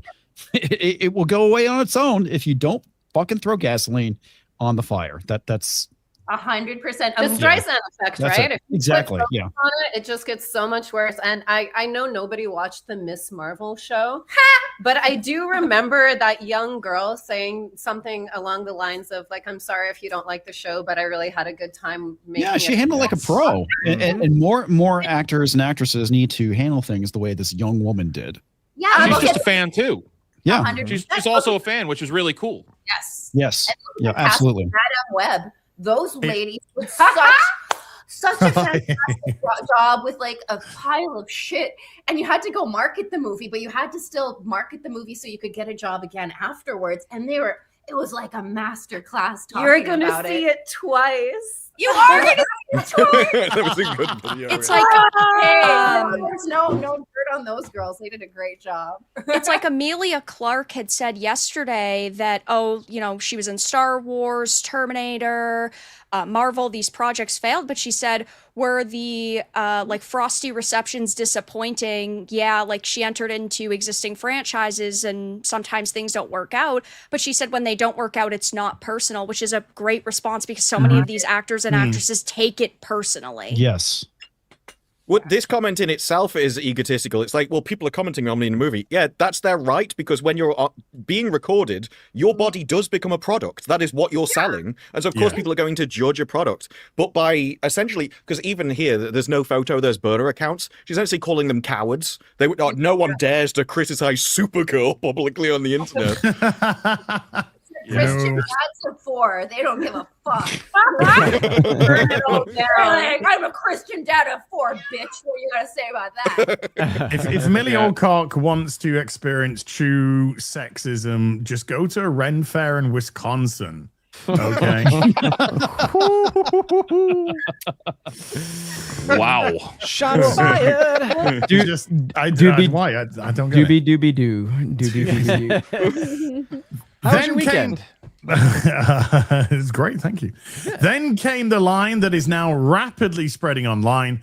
But I mean, whose opinion do you really care about? If you're pissing the right kind of people off, you're doing okay. The people with money that would go see your movie? Yeah. Well, this does mean that to her, there are a right kind of fan. There's a right kind of person she wants in the screen, and she actually doesn't want the others. This is another Zegler effect playing out. And I think Warner Brothers is aware of this, and we're going to see it. They're changing the marketing already. They're taking gender out of it. It is just hero. Heroes could be anybody. And also, James Gunn announcing that she's going to be in Man of Tomorrow is a means to lock her in place for this move, for like the future of DC after this thing tanks. Right. So that's like some kind of job protection, maybe for him, but definitely for her, because this no one's going to see this. But now you got to see it if you want to see Man of Tomorrow and Lanterns too. You got to watch Lanterns as well, even though that's not for children. She's doing such a bad job that Christopher Nolan is asking himself, why didn't I hire her? It's like, man, we missed a good opportunity here to piss even more people off. This guy cast her as cast her as the most beautiful woman in the world, and she's complaining about people judging her looks. That would have been a good look. That's actually good. Good Lord. It is so redundant doing this kind of business. I don't understand the stupidity of studios that allow people to say these things that go out. I don't know if you're aware of this. You probably are, because you live in America. Christianity is pretty popular in America. That's crazy. I know. Look, I don't want to say controversy. I'm trying to stay away from controversy, but Christianity is a little bit popular in the United States of America. And if you are trying to get people to turn up at the theater to watch your film, and you're saying that essentially Christians are awful people, then are you trying to corner the Sikh market What are we doing here? Are we going for which type of Muslim market? You're gonna come out. It's just gonna be a fucking bunch of hijabs watching Supergirl and be like, yeah, just with an S on. Yeah. And I think that like what Soska's were saying about like her comments, like that what she was trying to say versus how it sounds. But the point here is that it is okay to disrespect Christians in any way, but she could never say what she was trying to say about Muslims in that same exact conversation because you're not allowed to call out that hypocrisy. But it's okay to talk about Christians. And that, even though she might have been trying to say something else, it still highlights the core problem that it's okay to talk bad about Christians or call out hypocrisy with Christians, but you can't do that with any other religion in the world of Hollywood. Correct. And that is the core of the problem right there. Yes. Yeah. Supergirl predictions. What do you reckon? Best James Gunn superhero movie yet? Whoa. No, I've seen Super. Have you guys seen Super with Rainn Wilson? Super is awesome. Oh yeah, it's fucking great. Oh my god, it was made for $3 million, and it is one of the great. John C. Reilly dropped out last second, and Rainn Wilson stepped in, and it is such a beautiful, painful superhero story about saving the girl, but not winning the way that you think you would. Yeah. Incredible. Michael Rooker's in it. Liv Tyler's in it. Kevin Bacon's in it. Ellen Page is in it. Ellen Page is in it too. Yeah. I wonder what happened to that actress. God. She was fantastic. That actress just seems to have fallen off the face of the world. I don't know what happened to her.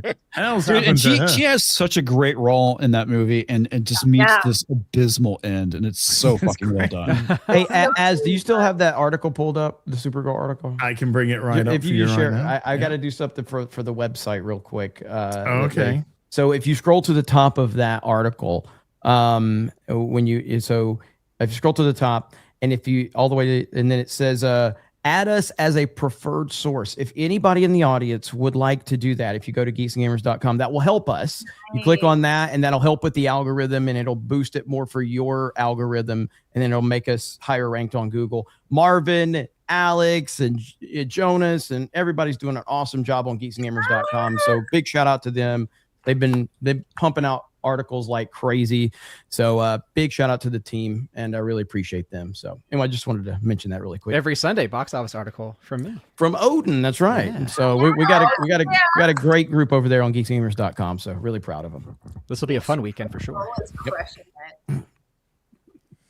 Just let you know, Link by the way, please. Mods can drop a link in the chat if they have time. Go ahead. Sorry, Az. No, there's still no report on the Mandalorian and Grogu's Thursday. Telling you, man. Mandalorian says, fuck this. I'm going out for cigarettes and just never coming back. I'm done. Well, they got to find a way of like padding the numbers and spin everything. So we'll keep you guys still adding it up. Yeah, it's just too big a number. Right, exactly. Grogu's just standing there. He's like, Dad will be back. And he's like, nope, I'm out. I'm gone. Out for Newports. Not coming back, buddy. Now, the George R.R. Martin Game of Thrones, the Mad King play. I'm going to let this speak for itself. Shall we? Let's bring it up. Try and guess which actor is which character. Oh, no. It's said which character is which. It's very so and bad. with pictures. So this is the casting. So first of all, we have Lyanna Stark and this Noah is who Ritter. Robert's rebellion started over, by the way. That's the fucking face of the rebellion. Ned Stark. No, hang on. It's Ned Stark. Wow. No. That's a joke, right? No. These are the stage play Benjamin castings. Stark. Now, okay. Now, just before we get into the obvious, do they understand what happens to skin when you live in a snowy environment with not a lot of sun? Look, I don't think this is any way to talk about the Greeks as, like, obviously they can be with Brandon Stark. Oh no. What are we doing? And Rickard Stark. This can't be real. This is Babylon B was announcing this. so real. She turned the comments off. Oh my gosh. That's when you know a post is yeah, you know that's not. That's the best way to tell a troll post from a real post on Twitter these days. Is like the comments are turned off. It's But real. the problem is it's not a real. troll. Yeah, I know. exactly. Trolls want the comments on. They want that engagement. Isn't this the play that Gary and Ryan were going to fly over and watch? Everyone was so excited for it. I mean, I was too. Yeah, flying in September to go. Well, this to is go the way. see this. Vera, this is the way to get Ryan back. Fuck my life. I sent it to him and he was like, "You're fucking lying to me, you stupid bitch." I'm like, "I'm not." And there's also a couple of crackers as well for some reason. I don't know why. Did you scroll For up a the bit? Did you inbred see people. the Jamie and the Cersei casting? Cersei, oh my gosh. One more, Oh, there yeah, it is. That is not my queen. Holy shit. What the hell is this? Oh my god! This is a play that Gary and Ryan are going to in September. That's what Can we buy a ticket for that guy with Tourette's? Like, just for lol. yeah. Like, so has Ryan and Gary already paid for all of this? Like, I is don't it think already? so. Oh, that would be so good. You know what? Hey, don't tell them. All right, audience, just don't tell them. Just let them buy their tickets. Don't tell them. It's just us here. It's not like they're gonna find out. No. So just don't tell Ryan and Gary. They're in Japan having gay sex anyway. They're not worried about this show. So okay, don't tell them. Let them go. Let them be disappointed. We need to bring Ryan back. All right, we need him back. This happy bullshit ain't gonna fly. I'm trying to ruin his Japan trip. What do you mean? The fact that they got 25 comments in this implies that they thought this would genuinely be liked. They went, oh, it's just going to be my own people that had it. And then the comments poured in. And then they came. cancel Well, everything. yeah. I mean, I don't know if I can scroll down a little bit too far just in case we go. This actors cast are is people. beautiful, and I'm so gutted about no. See, it's positive. It's positive. It's positive, and people are very, very happy. See, I'm thrown off by some of the ages. that's what the hang-up's about.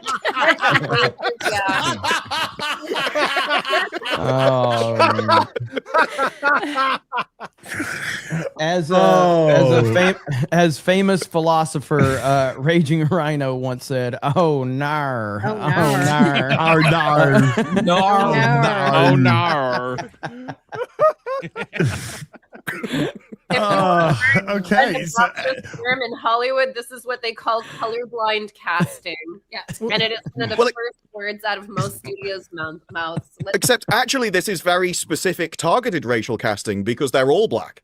So Yeah. this isn't like All the it's not a stuff, range of people. There's no like random Japanese It's people not like that got there's through. right Japanese That's what or you mean white when I say people playing colorblind. these family members. They've had clearly a certain type of person that they wanted to cast in each of these roles, and that's what they did. now I know why everybody hates the Starks.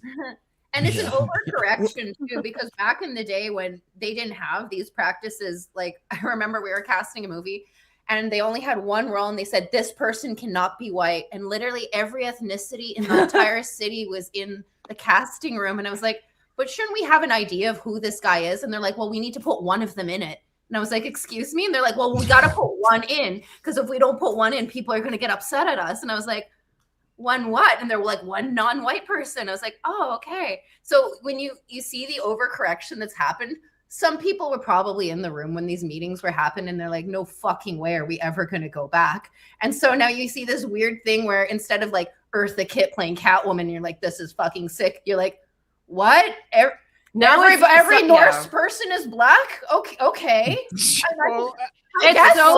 It's so far the other way now. The pendulum is so bad that now it's laughable. Now, I hate to say it, but if you see a colorblind casting of a role that you would expect to be a different ethnicity, right away I'm like, I don't even want to see that. Yeah. I don't even want to see it because it also feels at some point it's going to tell me I'm a shitty person as an audience member. Yeah. Well, we're at a point where that phrase, we need to put one in, refers to white people and Hollywood. Yeah, no, we're not doing possums. It. You talking about possums here, Shad? Listen, possum Tiger. No, I love it. With Rings of Power, people were commenting about the Hobbits, like what happened in between Rings of Power and Lord of the Rings. There's at some point a load of people vanished from history, and now you've got to work out, like the Klingons in Star Trek, what on earth happened to Ned Stark in the intervening time to change him? I also had seen, I believe it was The Verge had put up an article saying Ned Stark has been recast, and it's the picture of season 1 of him at the chopping block. And the way that they're now presenting it is they're trying to already get people talking about it and angry about it. And that means in the next 3 days, you're going to see the articles with headlines of, oh, you're all racist for not accepting this, what they want to call colorblind casting, even though, again, like it definitely isn't. What a disaster. I wish this was unannounced and they just flew over and turned up and saw this. This is why the Babylon Bee is struggling now. It's not that they've done a bad job. It's that reality has become so insane that they can't keep up with it. It's crazy. You cannot out satire Hollywood. It really is. Sadly, suddenly season 8, I don't know. It's looking slightly better. I mean, big time.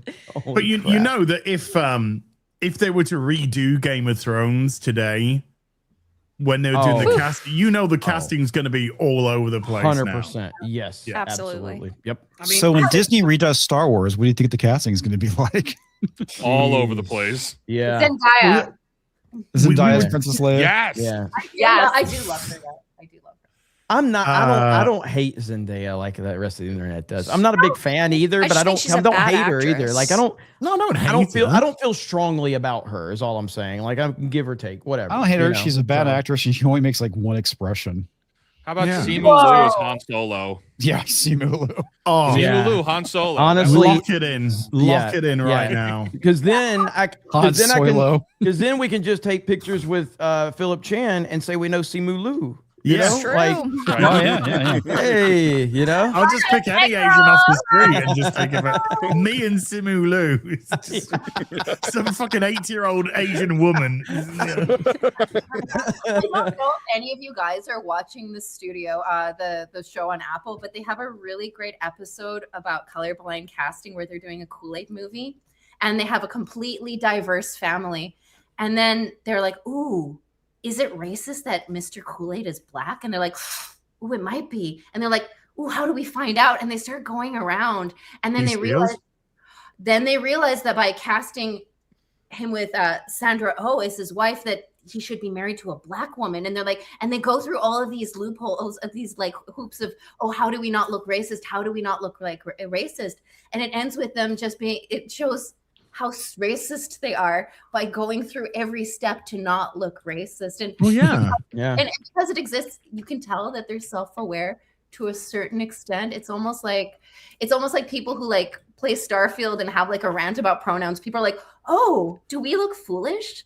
Should we backtrack that a little? Should we stop making that our ideology so we don't look like that? Have you guys seen that one video? I don't know if FNT reacted to it or not, but how they cast the Odyssey movie. It came out about 2 weeks ago. No. Oh my gosh! Because I just pulled in the bottle. No, it's right here. Here, let me share my screen. This is gold right here because it puts it into perspective of how broken all this shit is. So I can't remember. You guys haven't seen this yet? Oh, This yeah. is I phenomenal. watch this guy all the time. This is fantastic. All right, here we go. All right, well, it's 2026, and casting for movies is more of a business decision than an art decision. And even though this strategy has been disproven like 10 years ago, it's still going to take us like 20 years to figure it out. What strategy?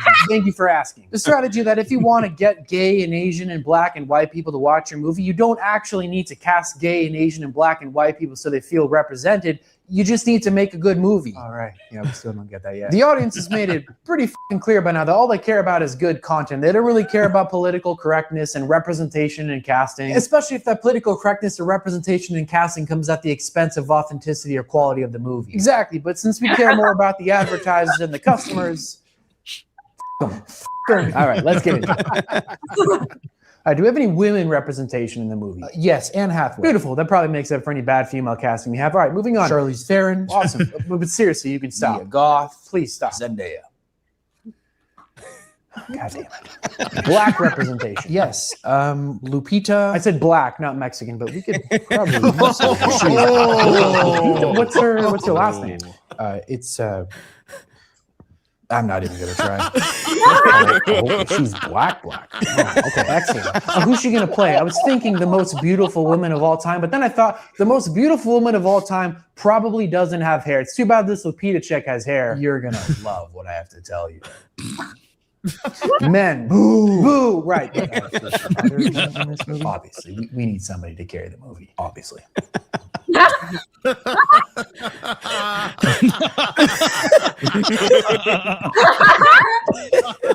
Elliot Page. That could work. Plus, the director, I believe, has worked with Elliot Page in the past, so there's like a connection there. Has he worked with Elliot? Yes, in Inception, or well, I guess that would have been Ellen Page. So.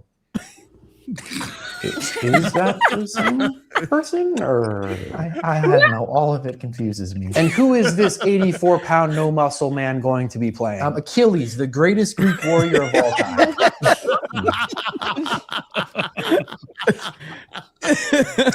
That tracks. Rapers? That's supposed to be rappers. We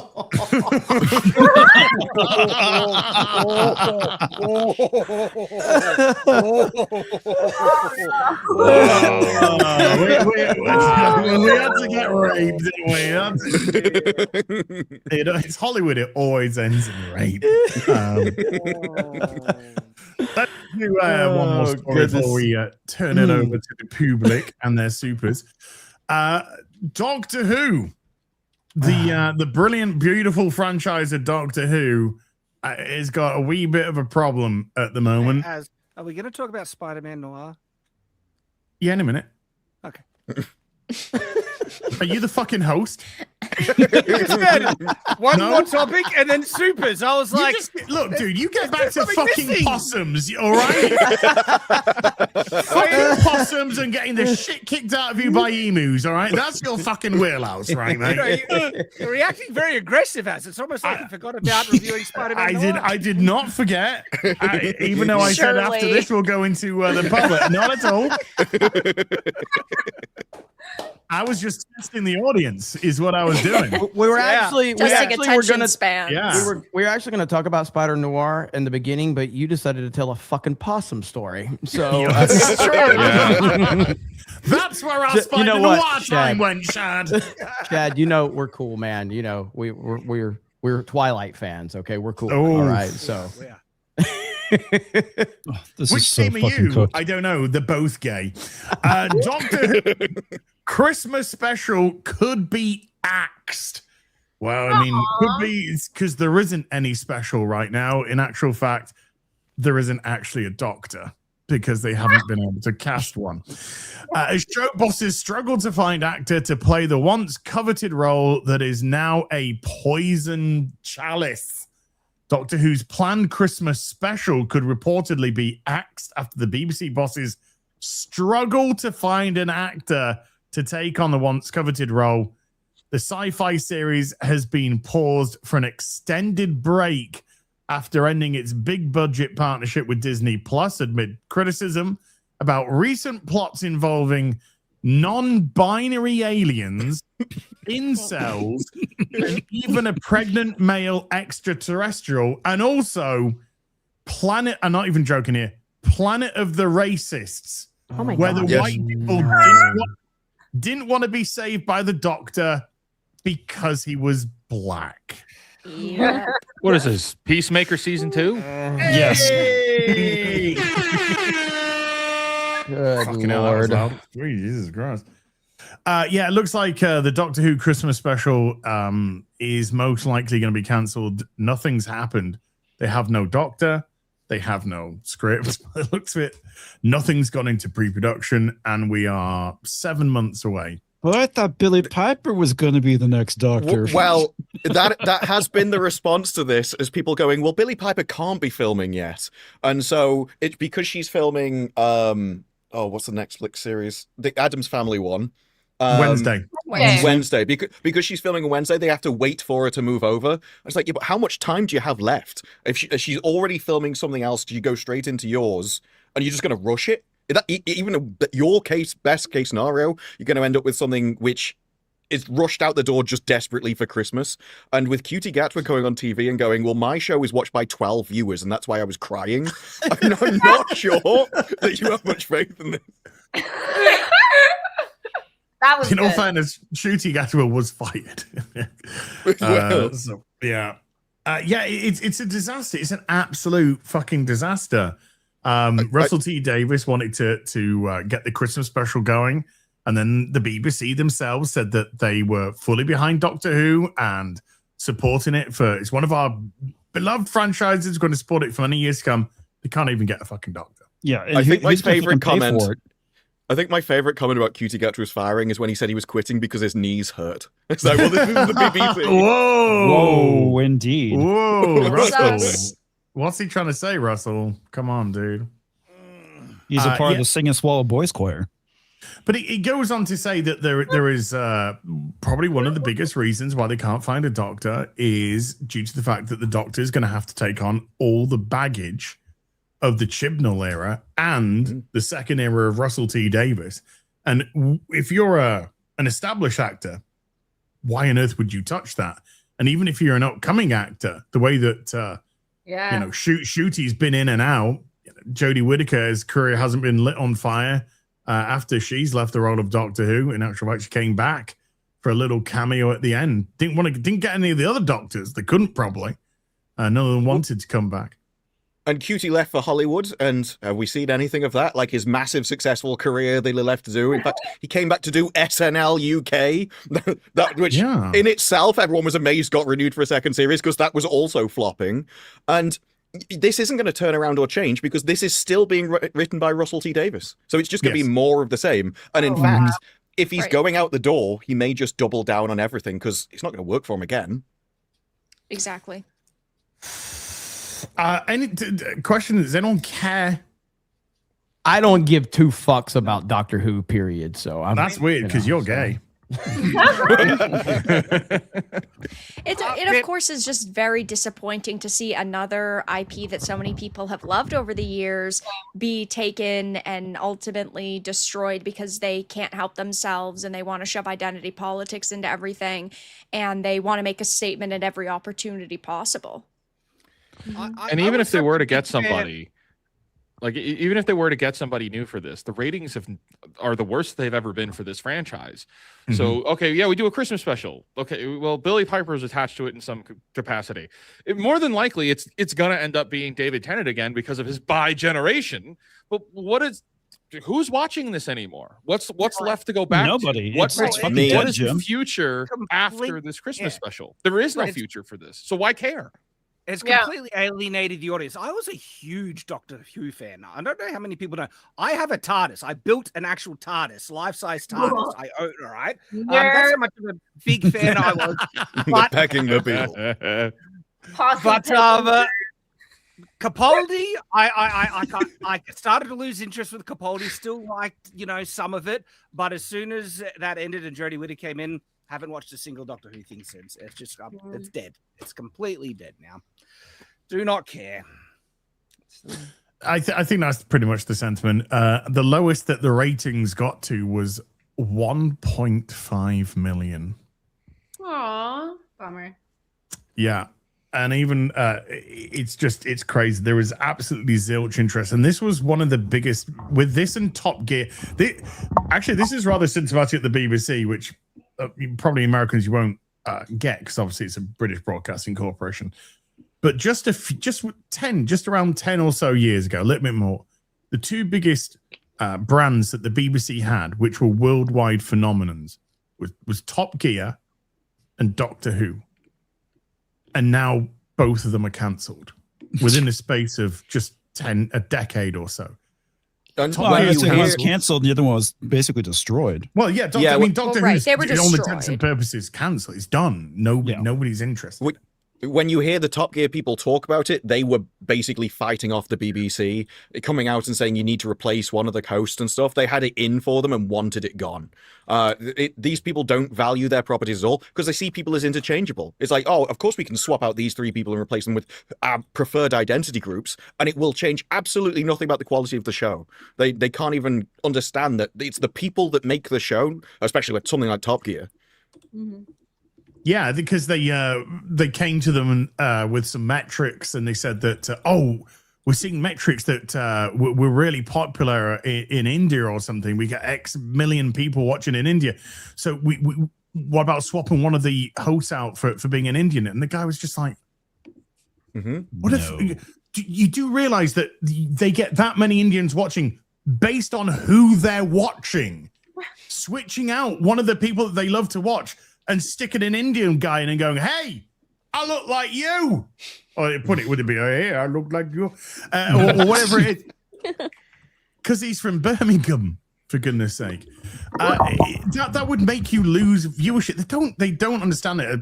It's so bizarre. And the BBC now, you can't even cast a fucking doctor. Yeah, I honestly, I don't think that there's a way to save Doctor Who. I've seen some people say if they really wanted to shell out money, they should bring on someone like Tom Hiddleston and actually do like a witty, funny, charming, quick doctor. But even that, like that would be so much money. Right. I don't think that he would touch it, but that would be so much money. And you'd have to put so much money into writers as well, because he's not. I mean, I don't necessarily know, but I just, because after Loki, but I don't think that he would want to touch that unless they actually showed that it was going to fucking go somewhere. Mm-hmm. Doctor Who's in the worst spot. Right. To rescue Doctor Who is to get like a Tom Hiddleston, or in my version, a Mads Mikkelsen, who plays the joke of being both a woman and a gay black man. Yes. But very straight face, very Mads Mikkelsen. But again, it's like, why bother? It's such a shitty job to be a megastar to fix a broken property. And if you're trying to make a name for yourself, coming in on something that everyone already hates, that sucks. Yeah. Remember when Adam Lambert took over for Freddie Mercury and Queen? Oh, yeah, yeah. Thing, but everyone fucking hated him. Coming into this is like, oh my gosh, do you want to end your career at the beginning? Yeah. But the Doctor Who's always been... The Doctor's always been a relatively unknown thing, and I'm not sure that any actor could save it, because it's even if you've got the best writers, it's filtered through the BBC, and the BBC does things like diversity panels and safety awareness groups and all that kind of thing that has to be passed. And so even if you wrote a perfect script, they would go in and change all of it. So you can't do this, you can't do this, you can't do this. Yeah. And at this point, I think the only way you could save it is to take it off the BBC and give it to some kind of independent studio who had entire control, and they could shop it around themselves. Even then, Doctor Who needs to go away for a long time. This objectively, because no actor wants to attach to this. I mean, look at what just happened with Ncuti Gatwa. Like, he's kind of a new actor still, and this definitely put his career on the rocks. Whether he was good or not in, it doesn't matter. This show needs to start, just like Star Wars, needs to go on ice for a while. People need to miss it bad, and then when you bring it back, it needs to be with such a new, objectively generalized vigor that everybody can enjoy it. Well, it has to be, because without the Disney money, they really have nothing at this point. And granted, the BBC's like, well, we want it to continue, but you're going to have to really scale back your budget at this point if you want the show to continue on. Rumors are they're talking with ABC. Really? ABC? Well, I mean, when Doctor Who came back after a long hiatus, after being out in the wild in 2005, it was hailed as such a wonderful family show. Great family show. This is your last image of the Doctor, a gay black, because he played a gay doctor in this, by the way. So I'm not just saying gay because Ncuti Gatwa is gay. A gay black doctor in a skirt, male in a skirt, regenerating. So where one of the episodes actually put him in a straight relationship as like an evil fantasy. It was like they proved that one of the guys was horrific because he would cast him in a straight relationship and give him a baby. Yeah, I mean, that's your family entertainment. It's kind of like Dungeons and Dragons from Wizards of the Coast. It was destroyed by identity politics, and because of identity politics, and Hasbro needs to sell it. I mean, maybe somebody else could fix these problems, but there are so many companies that push this now. And in like Hollywood, for example, every other studio is hyper focused on that. And so who could really pick it up and then do something with it? I can't imagine that happening. Well, D&D is particularly difficult to handle because you don't need new D&D. You got the old books, and people can play and enjoy it just as much with the old manual. And so it's D&D. But I still think that D&D's there made their probably bed, are other companies that could do better with it. But again, who are you going to give it to that's going to do better? That's like a fantasy at this point. It's like, oh, Star Wars could be saved if Disney sold it. Oh, if BBC sold Doctor Who, someone else could fix it. It's a dream. Yeah, I think we're at a point where we don't even want to. I mean, as far as D&D is concerned, I can't stand Hasbro, but like, I'm cool if D&D goes under and disappears forever. Like Shad said, we have the old books. You've got the 5th edition stuff. You can make your own stuff, which is awesome and fun, which I've done. Like it's the sky's the limit out there. There's thousands of other books that are possible. I see it the same way as Obsession and Hollywood right now. It's like we can replace them if we just tried a little bit, or really just a little bit. Yeah, like 3.5 D&D. Give me everything I need. Don't need anything more. I tried 4th edition. Absolute crap. And even though I've heard good things from 5th edition, I don't need it. 3.5 has been and there's so many other role-playing games out there. Like the system I've been using for a number of years is the Hero system, which was originally Champions. And it's a more complex system, and you have to be very knowledgeable, but very geeky in the whole tabletop space to really kind of get that system. So, and on top of that, there's Shadow Dark out there. There's all these alternatives to D&D that you don't sword need lesbians. D&D. What's that? Sword lesbians too. I haven't heard of that one, but Pathfinder is a Wait, big hold on, competitor. and so serious. Suddenly, Az is interested in tabletop it's like, gaming. whoa, just hold on, Shad, button it. Sword lesbians is a real RPG game. It is, yeah. That's funny. I'm a fucking Keystone founding member, by the way.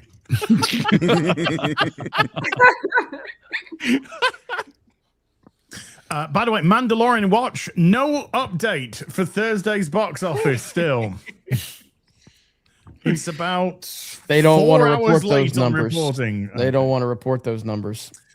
It's dead, Jim. Spider Noir.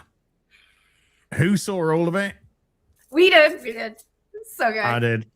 Those were halfway through. I saw the first 2 episodes. Loving it.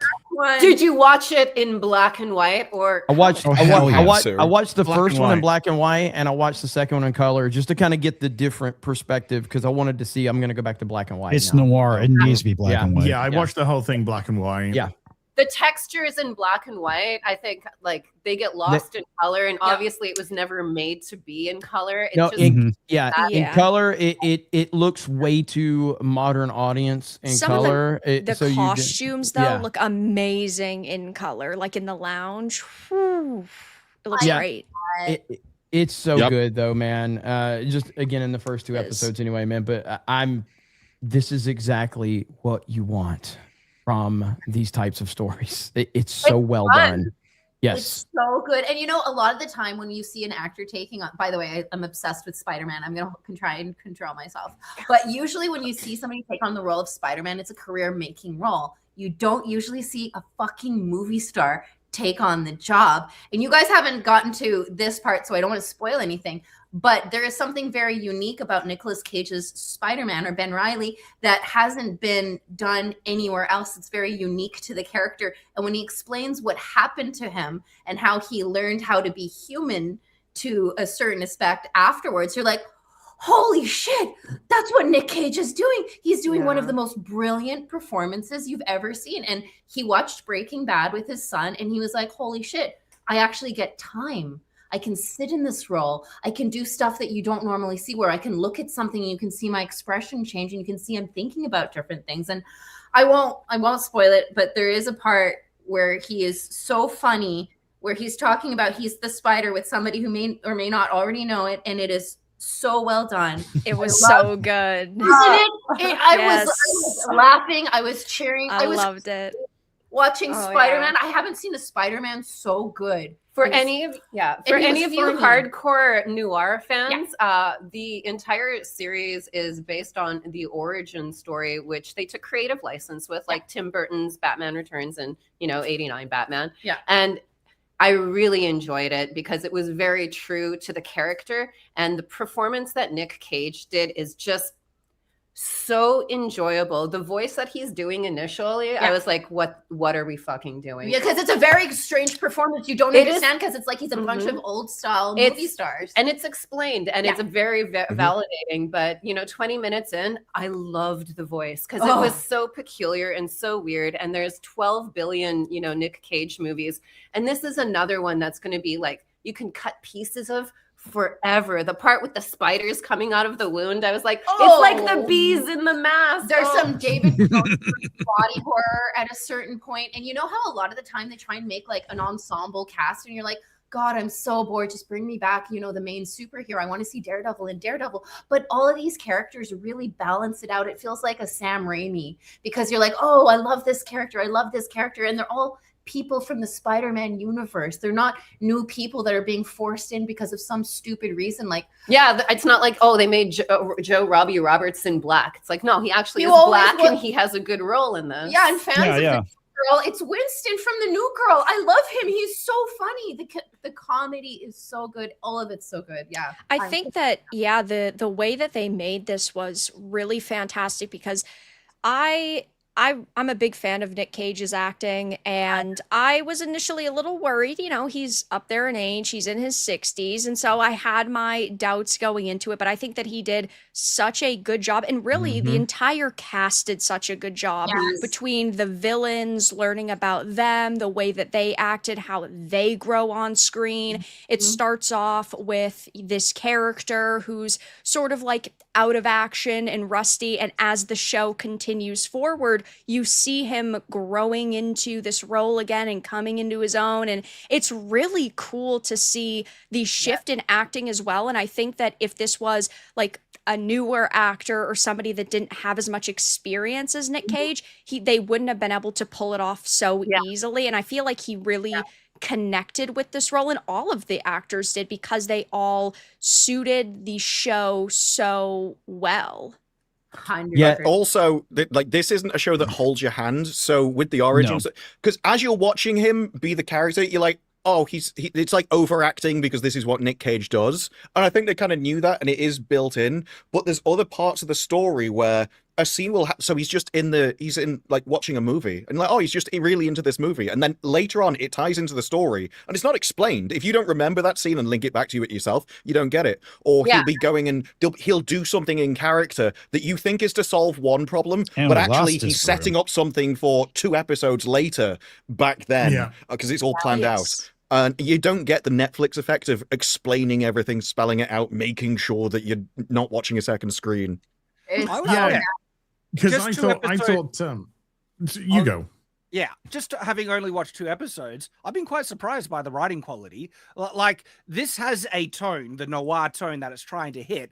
And when people try and imitate kind of, certain genres and stuff, sometimes it can come off as cheesy or campy because they don't really get it. Where this actually feels like it hits the tone, especially the conversations between the private eye investigator and the attractive woman, and the interplay between the 2 characters and the underlining dialogue and stuff like that. Actually hit the tone right and make the dialogue actually clever and a bit witty in the back and forth. They nailed a lot of the noir tropes very well done. Surprisingly well.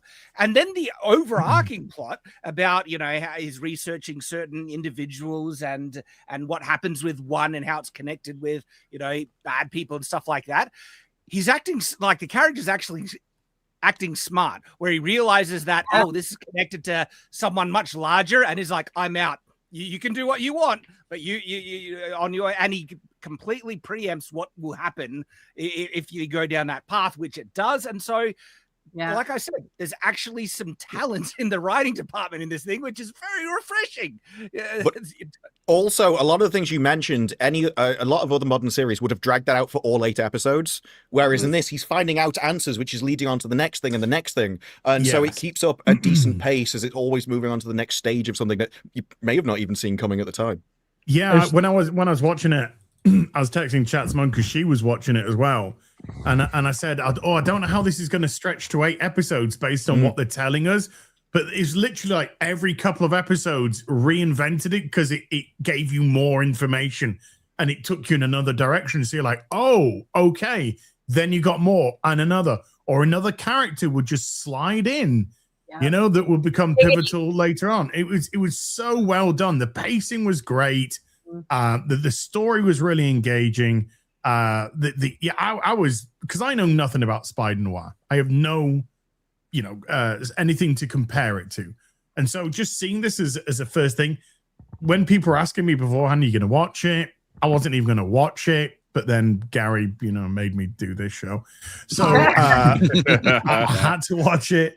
And I didn't go in with any expectations at all. And I just watched all 8 back to back. I couldn't stop. I just literally started yesterday around about midday, and I just watched all 8 episodes through till I was done. I just couldn't stop. So engaged by everything. It's brilliantly This done. is the thing. Like right now, it's easy to get caught up in something that is entertaining because we're so tired of all the bullshit that we've had. So we're just going to gravitate to something. This right here is completely separate from that. This, no matter when this would have come, again, just on the first 2 episodes, I haven't seen it all, but I'm glad to hear that everybody has the same opinion that I've had in the first 2 episodes that's seen all of it. Doesn't matter when this comes out. This is legitimately entertaining and well done. And so this isn't because all the Disney Plus shit is bad and the Marvel stuff and all of that. This is just genuinely good so far from what I've seen, and I'm very happy and excited to finish it. Well, they actually went and created a story. They, the writing is very well done. There's no and then storytelling we've been seeing throughout like a lot of the Disney stuff. So it's a well crafted story. It's not gonna knock your socks off, but it's better than what we've been getting. Brendan Gleeson, by the way, is fantastic. Fantastic Silvermane. But to continue that point from comics, like every single anything now, because we got movies with Mandalorian and Grogu, every single Disney anything is just a prologue for the next thing that's going to come out eventually. Watching this, and each episode is satisfying in isolation, where you're like, I gotta keep watching. Like you gotta, and then from what I've heard, this does have a pretty good ending. Like if it does. It has an excellent it's a good ending. And I think that's refreshing to see. I thought it was a little bit strange that they released it all at once, because the end of every episode is basically a cliffhanger, and it feels like it should be a weekly release. And if that had happened, I think that this show would be so much bigger, because there would be speculation, there would be fan theories, there would be people talking more about it. Binge model for life. Right. Binge model for life. It's being received very positively, but I just think that if it was released weekly, it would reach those new heights, which would have ultimately helped. The scary thing is as well, though, that that's why they released a color and a black and white version. They had absolutely no confidence in it, and it's because it's a bold choice. Every actor makes very bold choices. Casting Nick Cage, I didn't know he was 60. Fuck, he looks great. He looked amazing. He's 62. If you're listening, we think you look smoking hot, and not just because you played Spider-Man. But Spider-Man, the bold choices is what made it amazing, because every one of the henchmen, even the Electro guy, at first I was like, are you going to be doing this theater shit the whole time? And then like 5 minutes in, I was totally sold. They were good. They all had full characters. And also, people were smoking. People were drinking. No spoilers, but there's a scene where Spider-Man and the villain have like 3 different scotches together. I'm like, this is amazing. You don't usually have drinking and smoking and you feel like adult, and nobody's lecturing me. It's just a story where there's a guy investigating a girl, and guess what? It's not the type of girl character you always see. It's a girl character who's a real interesting, conflicted, multi-layered character. And if you're a fan of Black Cat, she does her Black Cat shit like she always does to Spider-Man. It's very well done. It's like, and the other thing too is it actually feels like the time period. It feels like the 30s. Yeah. It's like you do have the casual racism of the time, but it's not something where they're beating you over the head with it. It's something that existed during that time period, and it was really well done. It's not trying to do anything other than entertain. Yes. Yeah, I was actually quite surprised when Robbie walked past. He was trying to follow the guy, and he walked past. It was just white only. Whites only. Yeah. And I was just like, oh, okay. You know, that's he decent. doesn't stop to talk about it for 10 minutes with another character and be like, my life has been so hard and you've got it well. That doesn't happen. No, not in the slightest. And that's a nice moment in the Bugle, problem. though, when he's when something might happen in the Bugle, when he looks at the other staff and he's the only Black person there, and they just all turn and look at him. He was let go under disgraceful situations, so it's just such a nice moment. But again, it doesn't beat you over the head with it. It's just moments where, if you're an intelligent audience member, you're going to feel very satisfied. Well, that's the thing. The audience isn't racist. We want to watch that and be like, yeah, fuck yeah, Robbie. But when we're all being beaten over the head with it and these like other narratives, we're like, I don't want to fucking, I like Robbie. Why are you saying I don't like it? Like, why are you pushing this negativity on the audience who just wants to have a good time? Well, that's the thing, is we've seen stories like that over the years with stuff, and we were totally fine with it. It's these last 10, 15 years where they've decided that that's got to be the focus. And if you are not into us shoving this into everything, then it's just like, we're tired of that. Like, remember the Titans? Remember that movie? I was thinking of the Titans. Everybody loves that movie. Everybody loves it. It's an amazing film. You know, like no one was worried about that because you were telling a good story with a good message. You weren't trying to tell an agenda-filled story. And so that's the problem in Hollywood, is they feel that they need to preach and hijack everything. Yeah, they what also I got nail from this is I really want to start smoking again. But they also nail. It's so they also fucking nail cool. They also nailed the atmosphere of this, and I think the black and white really gets it, because everyone is taking it entirely seriously. This isn't taking the piss out of superheroes, and because it is played so seriously, it makes the humor work. So nothing feels undermined by it or something. Like there's a line in it where it's like, and I'll take the 30 as a tip. The woman that's not been paid in the room coughs, she'll take it as a tip.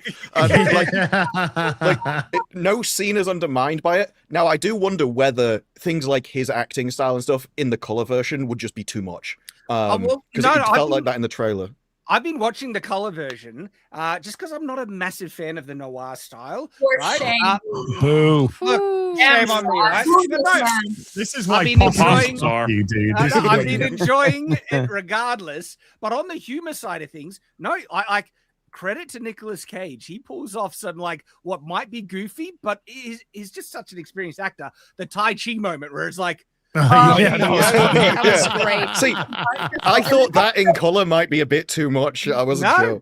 No, that was good. There's also an episode where, and I won't spoil it, it's a very serious episode. There's a lot going on, and then there's a bar scene that is comedic genius. I loved that. That was my favorite scene, when the thing happens and he comes back and does the thing. I was like, that is also how you do an anti-hero, right? Because I loved him. I understood why he had a chip on his shoulder, and he grew by the end. Like, but he wasn't just like completely a different person. No. It was this journey. And the stunts were fantastic. This is some of the best Spidey stunts you've seen in a long time. And if you look at it, Nicolas Cage is also a producer. So I think a lot of the time when probably things that weren't supporting the artistic narrative of the story, he's a big enough star to say, I'm not going to fucking do that.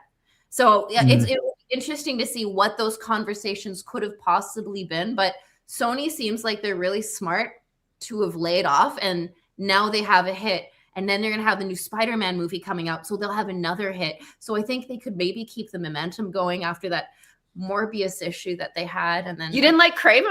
I watched. We're the only two people who watched that. Actually, I watched it, so we're the three people that watched I watched it. So We all had to watch it for FNT. So. Oof. I mean, never mind. You're not Keeping, special. Keeping I thought I really, was special. keeping really faithful to the noir theme was so well done, because it does have humor elements, and it does have some horror elements, and it does have very earnest elements, which is great. And there's a scene which involves I don't know what they're calling them in this one. Let's say Electro, okay? So it involves Electro and a prison guard, a policeman, and he does something to the policeman which is bizarre.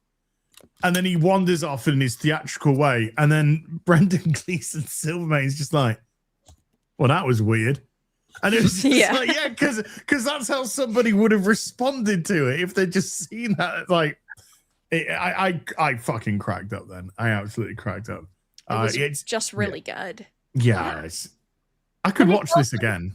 Right? And it felt like it was filmed like the comic book, like a lot of Dutch angles, a lot of like really good setup, so you could see the powers and the superheroes and the different characters having their narrative. The shot composition was masterful. I do this weird thing as a director where I'll rewatch something I love on mute. Yeah. Just so I can talk over the whole thing, be like, look at Nice. that. You see that? That was fucking great. Or like, look at what they're doing in the background. That's foreshadowing. Look at the production design on this thing. Any final thoughts from anyone? If you're a gamer, go and play Spider-Man Shattered Dimensions. Came out in 2010, so only 2 years after Spider-Man Noir was debuting in the comics. And he is one of the 4 Spider-Men in it, and that's a great version of him as well.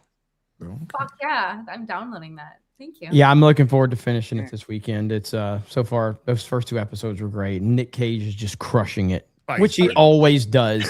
So yeah. If you don't like Nick Cage, you don't have joy in your life. That's all I very true. That is very true. This was just really surprising. I was not expecting anything from this. Like a weird spin-off Spider-Man Noir thing, and then wow, all right, it's actually, substantive and it's got good writing. And it's like, wow. Okay, let's turn it to the supers now. Hi, we read super chats on here, which I will not go through all of them because we won't have the time. But it's okay because Gary will do a square up when he gets back. I left my heart in Middle Earth with a 19999. No, Gary, go.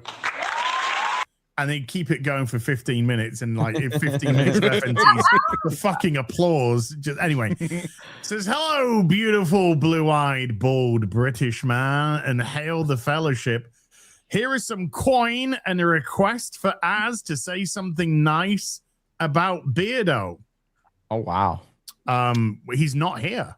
Yeah, I was gonna say that's the nicest thing you could say. He's not here. He's not here. I think that's nice. You can follow up with an insult. Well, I wouldn't insult. I just said something nice. If you like. Thanks for the laughs and authenticity of the FNT crew. Keep up the good work, all. Dude, thank you so much for the big fat 200. The 19999. Hail. Sandy Q has been a member for 58 months. Still highly organized too. Started on time, Sandy. That's a humble brag.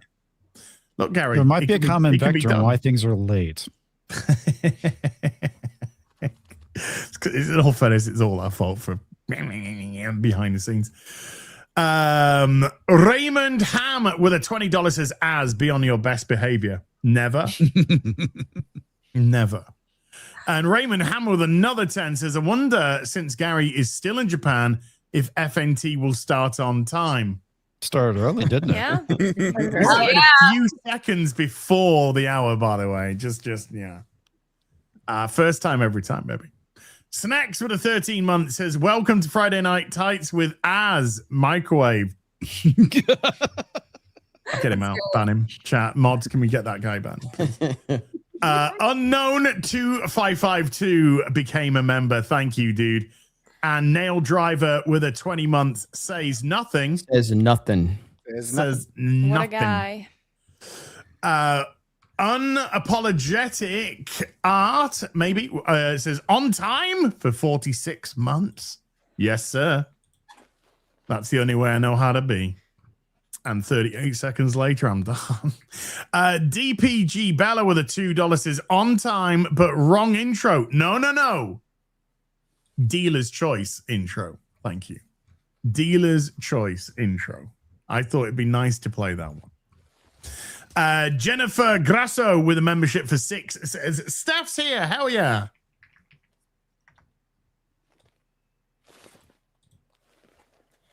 She's flossing her teeth. She'll be back in 5 minutes.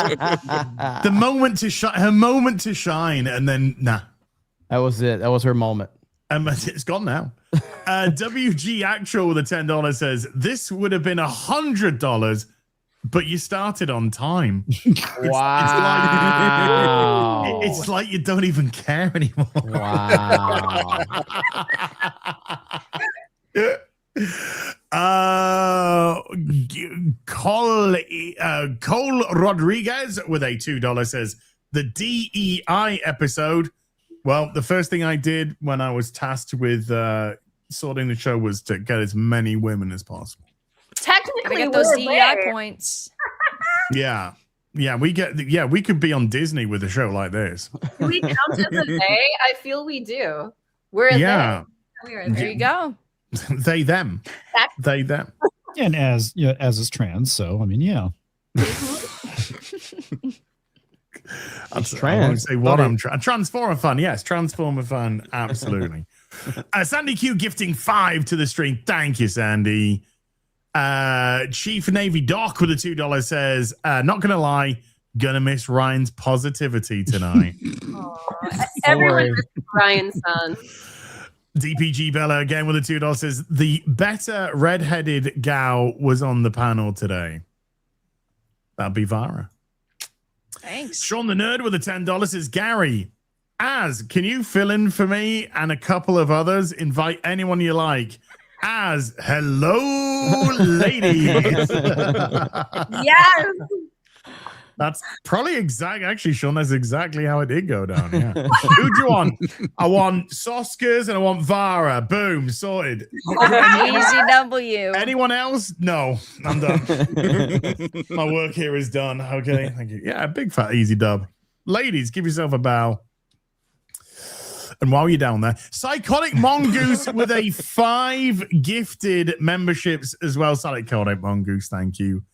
LC Lapin with a $2 says X-Men 97 season 2 trailer came out. Any thoughts? I haven't seen it yet. No, I haven't seen it. either. Me neither. I didn't like how they did Rogan season 1. There you go. Yeah, I haven't seen it. I didn't watch season 1. I'm just concerned. I'm just concerned with how fast Az is getting through the chats. He's powering through. Ding, ding, ding, ding. He's Like, pounding this is- through them. Yeah, I'm pounding through chats What? like possums do on Shad's ass. That's what I'm. You got to As, reverse. That doesn't. No. As Wait, you what are did you that? what are you Yeah. what are you doing on Tuesday nights? Recovering from the real BBC is JJ Killer with a $10 says we got a fancy night. Oh, Friday night. I thought it was fancy for a second. I was like, yeah, we do. A Friday night tights without Gary before we got one with Beardo. Yes. We've had a couple without Gary. Yeah, not many. Not many. Nicholas Horton Justice for Rebecca with a 70 month says, hail, the trailer for X-Men 97 season 2 dropped this week. What's your thoughts on it? Again, there is none. Haven't seen. None. Sorry. We ain't seen it, eh? We ain't seen it, eh? Oh, now WG just dropped the hundo. I just saw Let's go. He does that. Yeah, what a guy. God's Bad Karma with a $5 says lots of beautiful ladies on the panel tonight. The twins, Steph, Vara, and especially Jeremy. he is one foxy gal. I noticed Az was looking at me a little different. So, dude, I'm a sucker for a natural blonde. You know, what can I say? Shade Maker with a 49 months says, hell, FNT. Hell, back to you, sunshine. Adrian Nazaruk with a 63-month. Thank you. Black Kane with a $5 says, hi, Vara. It's nice to see a redhead on FNT that Black isn't Kane. an unfunny Craigslist 403, no matter what David Jaffe says. I have no idea what that means.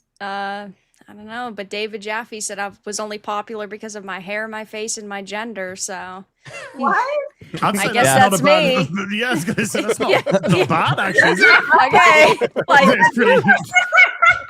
It'd be like saying, "Oh, you're only popular because you're Thanks, tall, I dark, and guess. handsome." Oh,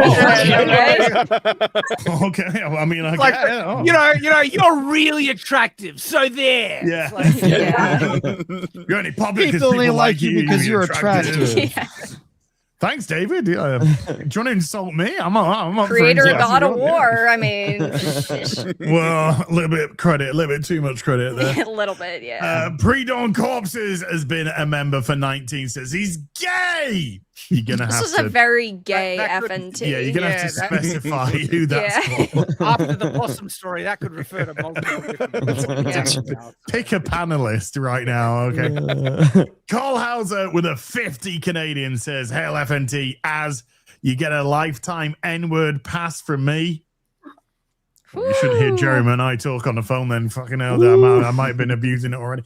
yeah. Hail Jeremy, Odin, Sylv, Jen, Vara, Comic, Shad, Wizard, Steph, and Disbrew as Jeremy. Thanks for coming on my birthday stream. Praise Ara. Oh, not a problem at Hell all, yeah. dude. It was a privilege, and a lot of fun. Aaron Pipes with a 10 says, have you got access to Gary's non-minor films? You might as well give him a headache to fix since he's left his fans hanging. I do have access to all of the video clips. I do have access to that. So, I mean, what have we got here? Is there anyone that insults me? Probably. That one. There's that probably one, a few. and that There's- one. I don't think there's and a that few. one. Fuck Gary. Fuck that fucking guy. What an ass. JJK with an 18 month says, how y'all enjoying 007 First Light, guys? It is not good. It's mid as fuck. It's on the rails. Its dialogue's appalling. Its combat system's horrific. I had no idea it was even out yet. Yeah, I've been streaming it, and I completely agree. It's way too on the rails. James Bond doesn't seem very suave. He's not a smooth talker. It's very modern, which is always very unfortunate. Yeah. Think of it if MI6 was Hogwarts, and that's Bond. We all get our own little flat to share together as MI6 double. Well, if you got fucking bombed, you'd be fucked, wouldn't you? Mark of Reality with a 100 says, I've seen some of Ryan's live streams from Japan. He's so incredibly happy over there. Yeah, it's weird. Ethno state, dude. I don't like it. Yeah. I'm starting to think that there are no drive-through restaurants, and the restaurants always get the order correct. Is he coming back? Probably not. Would you blame him if he didn't? I wouldn't. No, I want to go to Japan and never come back. I know. We want to go and visit Japan. Some of that sushi looked great. I'm like, oh yeah. Go to Japan, buy one of their cheap houses because there's like millions of empty houses and they sell for really cheap. And then do it up and you know you can keep coming back as a holiday. Ooh, that's a really good idea. So on Ryan's second vlog, he visited a castle and mentioned me specifically that I would be having an orgasm going there. And maybe. But on the second thing, I would be complaining about the representation of medieval art because there was a picture of a sword. That was very incorrect. And I nearly flipped out. But anyway, I'd have fun. Mexi Rage with a 10 says, I watched Obsession last not and almost all the seats were taken. I'm very surprised. I was very surprised by how well it's doing. And it looks like it's going to have great legs. Fuck Mango and Grok, Egg and Rocky Superior. And then we got a Robin Winters with a $1. Thank you, Robin. Appreciate you. The Buzz CJC with a $5 says, so I turned the show on, and the first thing Nissan Shad talking about pegging his pork sword or something. It's an Australian expression to throw something and hit it. You pegged it. Okay? It's a language difference. People are making fun of my disability as an Australian. Australians don't speak right. Okay. We used to have that word as well, but it got co-opted by something else. So yeah, people that's right. stopped That's using right, it. comics. Thanks for backing me But up. but that was very much in the right. 80s when it meant throwing an object at something and hitting it. Up in the You 80s. should see what they did to the word gay then. Yeah. Yeah. Queer. Yep. Yeah. How queer. Yeah.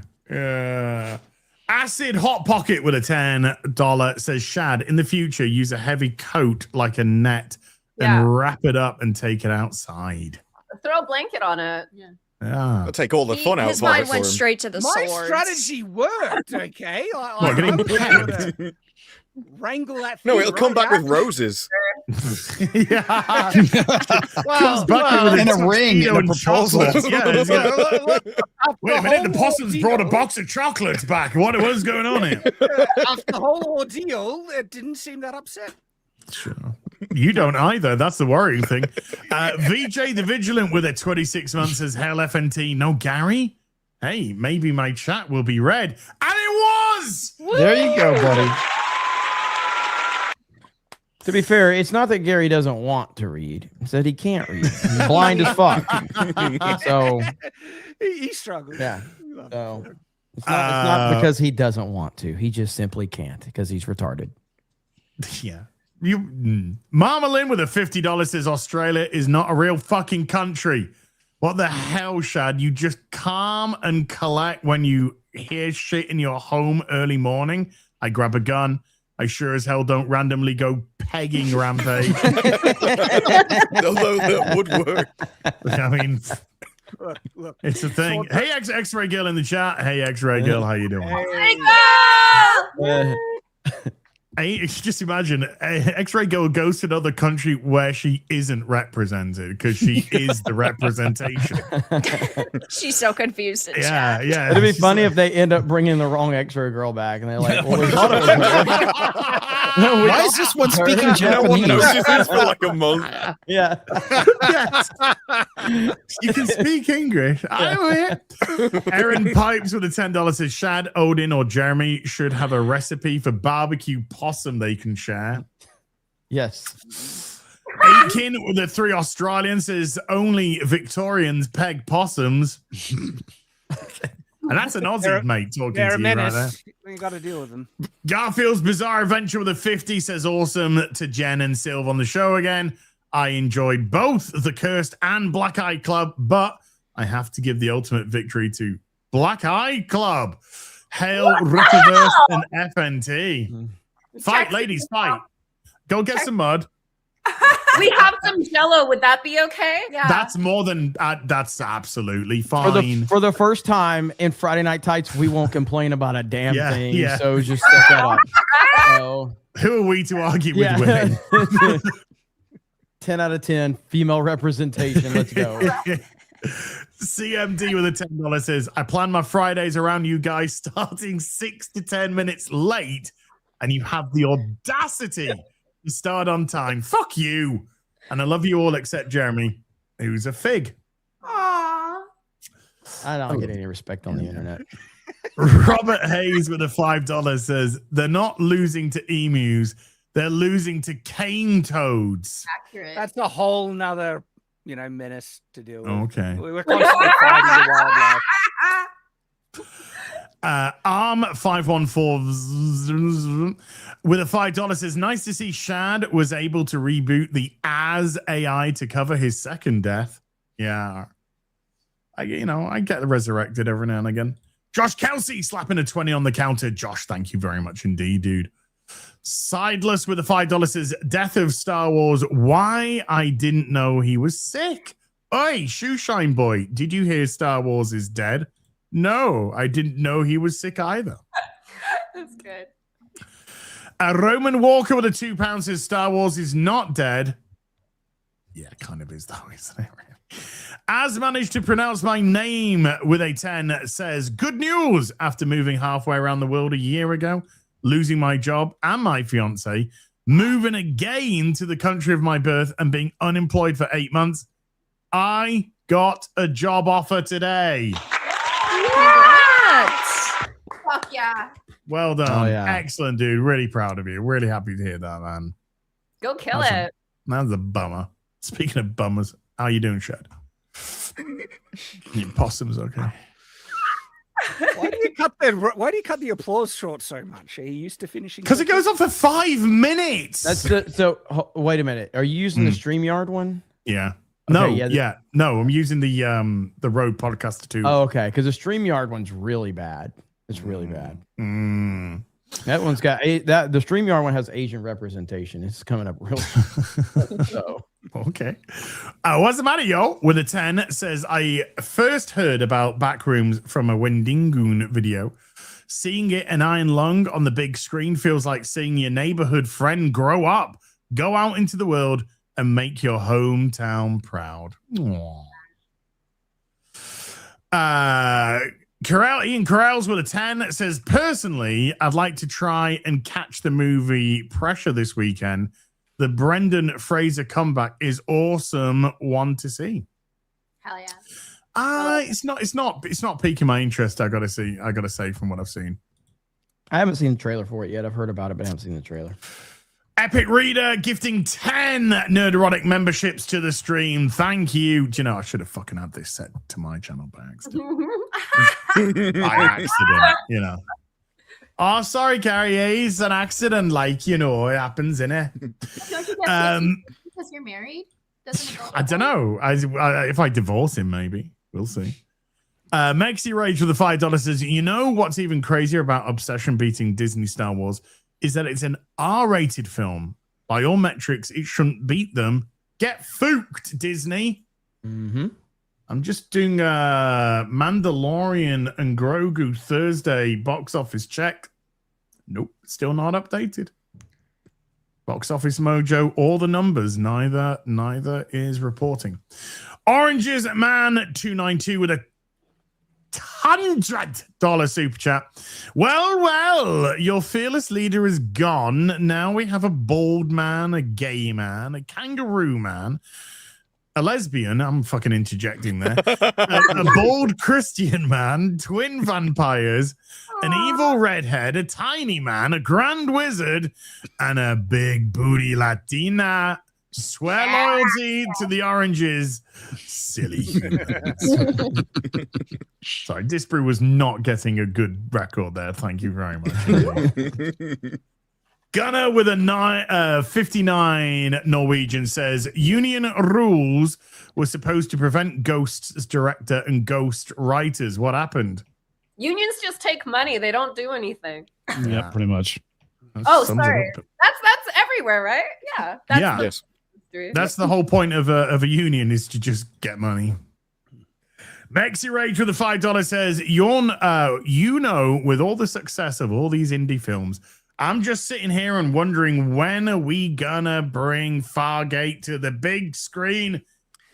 Oh, it's gonna happen. Hey, boys, saying to you, you never know. You never know how Fargate might turn up. It's classic. John Gets Gaming with a 35 month says, I thought Wizard's hat was a cowboy hat for a second and panicked that you had Dave Filoni on here destroying our minds. It's a shame Ryan was on vacation during his ultimate hour of vindication against Filoni's body of work. At this rate, he'll be a Filoni fan when he gets back. So that's way too Hey, much. Jeremy, what are your thoughts on Dave Filoni? Same as Kevin Smith. Let's have a chat about it. Hey, fuck these super chats. Let's do it. Let's go. Start the recording. Been waiting. Hell yeah. Still love the Clone Wars. Nothing's going to change that. Don't give a fuck how much the internet bitches about it. I like good portions of the Clone it Wars. wasn't terrible. VJ the Vigilant with a 5 says, how about the opposite happens and talent from the Hollywood system go independent? Well, I think more and more are. That's what we're going to see. You see the that. Hollywood Reporter recently had something where A-listers were trying to go independent because they thought they could earn more money that way if they had more control of their own products. Yeah, a lot of actors have their own studios. They just don't get funding because financing is really hard to get no matter who you are right now. Yeah. Mm-hmm. And you never put your own money in. No! You don't want a megalopolis. No. Megaflopolis. He's gonna make bank next year with Resurrection of the Christ Part 1 and 2. Oh yeah, if you're Mel Gibson, go ahead, put your money into the movie. You'll be okay.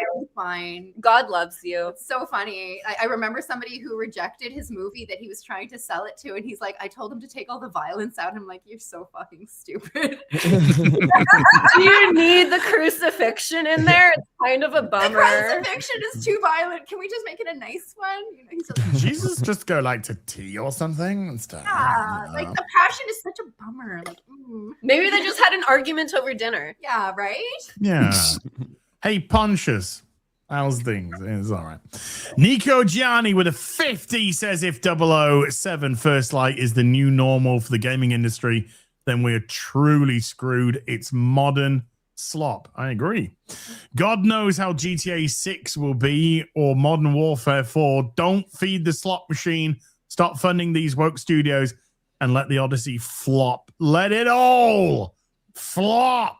Luckily, there are so many alternatives like YouTube to watch short films and fan creations, and that in video games, there are so many indies and so many AA's, and it's important to support them so they can continue to beat these large companies over the head, and the Ubisofts can go under. Yeah, there's so much source material out there currently for any, book, movie, TV show that you can already go and, like I say, waste your time, but spend your time on. You don't need modern Hollywood. You don't need the modern AAA gaming industry. There's plenty of old, great games available right now that you can go and download and buy. Yeah. And speaking of AA's, if Tom Holland is cast as James Bond, Zendaya, I guarantee you they'll cast as the Bond girl. Oh, yeah, absolutely. 100%. It'd be called License to Ask the Missus. Maritime Rodent with a 50 Canadian says as a fellow member of the Commonwealth, what the heck is going on with emus using possums to peg Aussies? It's the new weapon system, dude. They got an upgrade. Doesn't really improve it if I try and clarify that I was pegging it, so I don't really know. No, it doesn't. If you were pegging it, that means you've got no dick. Because you would have to put on. I don't know what. I'm not an expert on all the Shad details. Somebody in private try to explain it. Shad. Yeah. Yeah. It's time to stop. Shad. Yeah. It's time to stop. Maritime Rodent also gifting 20 Nerdrotic memberships to the stream. Thank you, dude. The Skeleton King with the $2 says, where's Beardo? I don't know. Culture Casino with a membership for 75 says, after 75, all I have to say is nobody beats the Wiz. Okay. Lee Kramer with a 45 month says, hello, FNT. Hello, Lee. Taylor Jones with a $10 says, has Shad ever seen a North American possum? Yeah. His soul would have left his body seeing that motherfucker. Are they the ones that play dead? They're like the white ones. Not all the time. But they got really sharp teeth and they look they do. And long noses. Yeah. Pointy. Yeah, they look actually a bit more mean than ours. Yeah. 100%. It's like Because they are. See, I don't know. I'm not afraid of any of these animals because I'm a white woman. And so if there was a tiger cub in the street, I would pick that shit up. If there was a possum in my house, I would be cuddling it. No fear when it comes to animals. I might die, but it is what it is. I love you, Vara. Only a white woman could say that. Yep. That's me. Yeah. As you were saying that, though, I was like, I would also pick the tiger up 100%. Hell yeah. I could have Depends how gotten old the tiger my was. Tiger cub, sure. Yeah, we'll do that. I could have gotten my longbow and just pin it right to the wall. And my longbow is over 100 pounds. It's an actual medieval war bow. So You call it a longbow? Hot. it is long. Well, apparently not if he's got to use it to peg. Yeah, I don't know. Roman Walker with a £2 says Star Wars is not dead. It still is, Roman. It's an animated corpse. Yeah, it's like a zombie in Resident Evil. It's there. It's there, and everyone's shooting it. Leave this on the screen. It's there, and everyone's shooting it, but it's still dead. It's still dead. It might shuffle, it might mimic, but it's still dead. Anyway, Pegged Possum with a £5 says, "Hey, Shad." I think it's meant to be Shad, but okay. "Hey, Shad. Same place, same time. Maybe buy me a drink this time. I don't know." I'll let you pick the sword. Oh. Whoa. Foreplay. You're going to have options Kinky. this time. Yeah. Roman Walker with a £2 says, "You should be banned on YouTube." I think we Probably after this stream. I would say if you want that, you probably shouldn't send money to the channel. Just, Yeah. That'll teach them. That'll teach Yeah, them. that'll learn him. Yeah. You got it. Yeah. You should be banned. Have my money. Okay. Thank you. Emblazoned with a 2 New Zealand says, "Trap a wolf, not a trap. A possum, Shad." Roman Walker still giving more money. Says Star Wars is not dead. Keep saying it, buddy. Keep saying it, and it might come true. Yeah, it might. I'm afraid that Mandalorian did, in not fact, save Star Wars. Well, actually, Jeremy has scrolling on informed the me. walls. Jeremy has informed me that if he does a $50 super chat saying the same thing, it has a higher chance of coming true. That is true. And I it's have not learned dead. that. It's an abused corpse, is what it is. And if you do a 19999 super chat, then Star Wars is alive and thriving, bud. Go right. for it. Yeah. We're trying. We're trying Money's to save the it. only thing that will save you now. That's right. Zodlander with a 22 months says, "Soska sisters, chill my loins." Wait, Vara too? You're welcome, guys. You're welcome. No, let's get fucking yellow flash on here. Let's just get the fucking picture on the screen. No, I'm getting you eye candy. And hot takes as well. Thank you very much indeed. I love you, yellow flash, by the way, dude. Gotta clarify real quick. Yeah, it's like, Out of context clip, you didn't say it fast enough. Now that we got the clip. Gone 4K. yeah, you can edit it. I just needed somebody that had a picture as a screen to throw under the bus. So there you go. That 70s rock fan with a 68 months says, "One more to 69. Giggity, giggity." What the fuck? Pranvatkulati with a 200 shekels or something, 200 Indian. Jeremy from Geeks and Gamers is a homosexual idiot. IDOT. That no. Oh no! I said what I wanted to say. Yeah, now he's gonna read the super chat. Yeah, now I'm gonna read the super chat. So Pranvatkulati says, "Oh my God, Jeremy from Geeks and Gamers is a homosexual idol." That's crazy, dude. Great minds think alike, I guess. Sean the Nerd with a $20 says, "In Disney's defense, Mando and Goku is a story of the hero's journey. But since they don't understand what a hero is, they had to just make a film about the journey part and just have him go places." Same thing, right? Sure. Yeah, pretty much, yeah. Sure. That's good. Roman Walker with a £2. Yeah, Roman! He's joined the dark side. It probably is. Seen his ways. Yeah, Roman's gone based on us now. Oh, yeah, let's go. We get. Yeah, he gave up on that Star Wars malarkey. Yeah. Fuck that, yeah.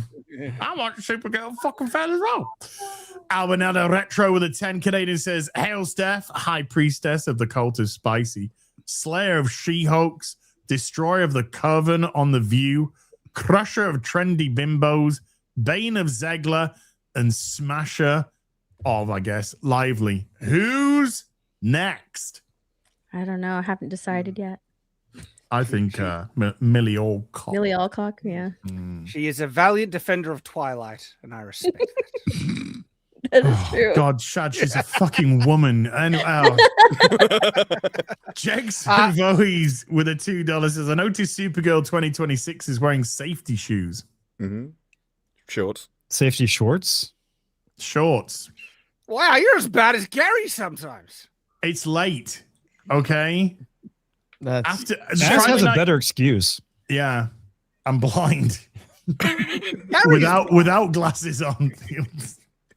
My prescription's fucked now. I don't know if you're aware of this, guys, but I have said this. My eyesight I don't know what's happened to my eyesight. It's completely 180'd itself. So before I couldn't see it's distances. Called getting older. No, I couldn't see. No, comics. We're talking in the span of 48 hours. I can't see distances, and I have glasses for my distances, so it's all crystal clear. Now, and I can see everything in front of me crystal clear.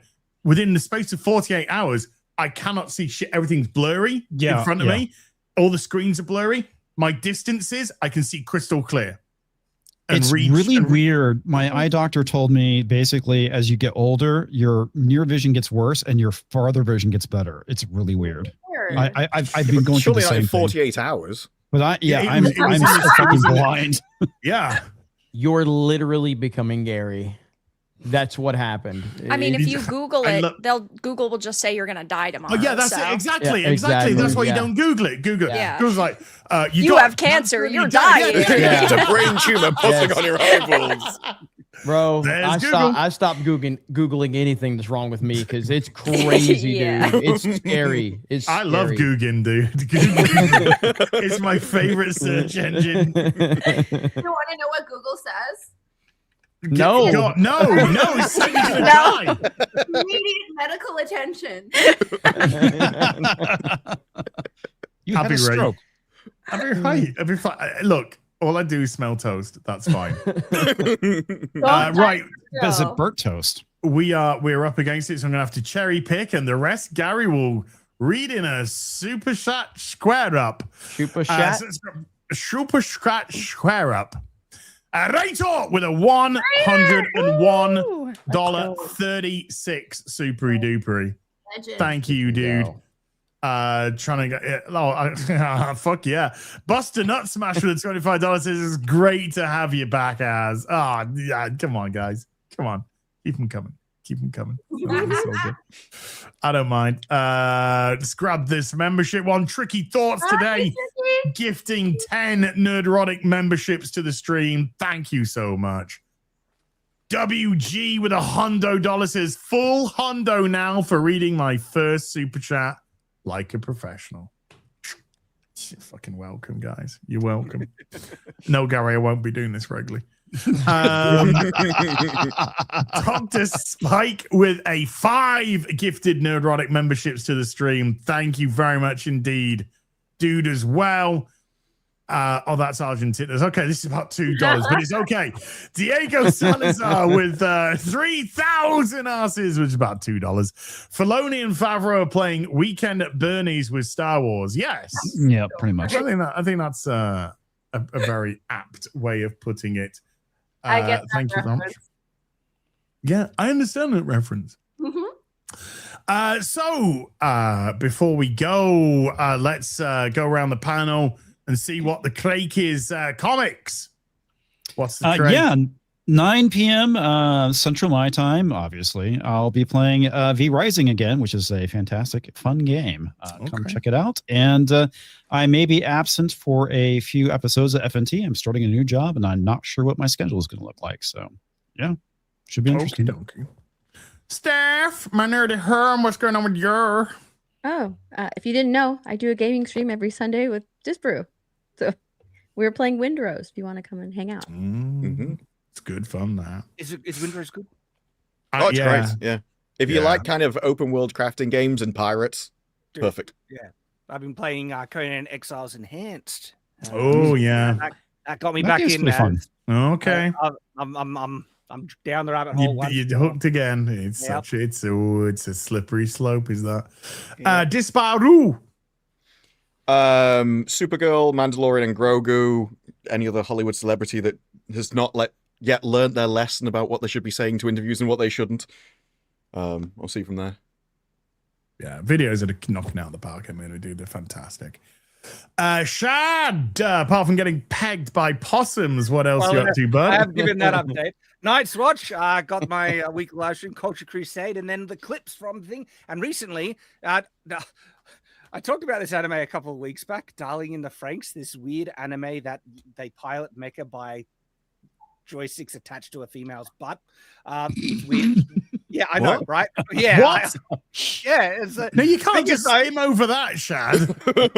You can check out my video. Thing is, I've actually watched that anime because it's got good sci-fi writing and it ended up being shockingly based. I'm talking about one of the most. Oh, you just watched it for the articles. That's what you're No, saying. no, Yes, no, indeed. like the story actually kept me through, and it's like the ultimate enemy of the series is diversity and inclusion, and the underlying message is to get married and have traditional relationships. Like, what the hell is that? So I talk about that on Night's Watch. That was a surprising one, and on Shadiversity, something special.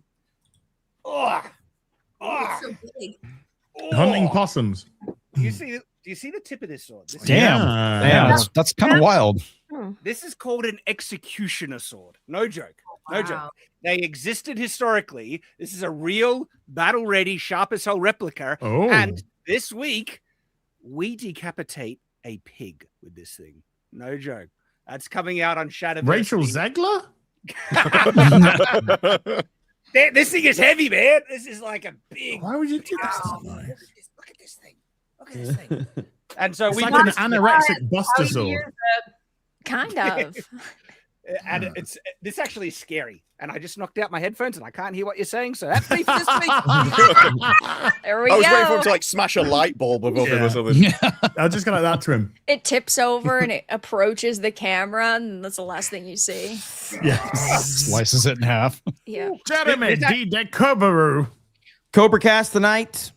Very I don't give strong opinions over there. I like to stay away from politics. So if you're looking for that, go somewhere else. But just a really positive show. We talk about, really nice things. So that'll be tonight. Hail to the chat. X-Ray Girl. Ooh, look at that. X-Ray A Girl! random X-ray girl appears. And she says nothing. And she's Says muted. nothing. Vara. You can find me on YouTube and X, Veridark, Dark Titan Media. I live stream video games Tuesdays, Thursdays, Saturdays, Sundays, 7 p.m. Eastern. Fuck My Life with Ryan Kinnell on Monday nights, 9 p.m. Eastern. Very Virtue Show Wednesday nights, 9 p.m. Eastern. And 2 to 3 videos a day. I talk entertainment all the time and live stream and review 50 plus games a year. But she doesn't play games according to I don't play haters on games. Twitter. No, not in the slightest. I'm new to them. Yeah, she doesn't play at Clearly. all.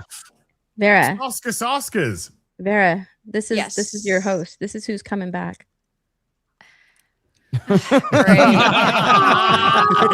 Woohoo. He looks so gay. All of these pictures genuinely look like he is a gay man that is like the worst stories possible. Like the Pikachu hat. He was walking down a street and he claims he's not an alcoholic. He suddenly sees a photo. He's like, "That's Japanese whiskey."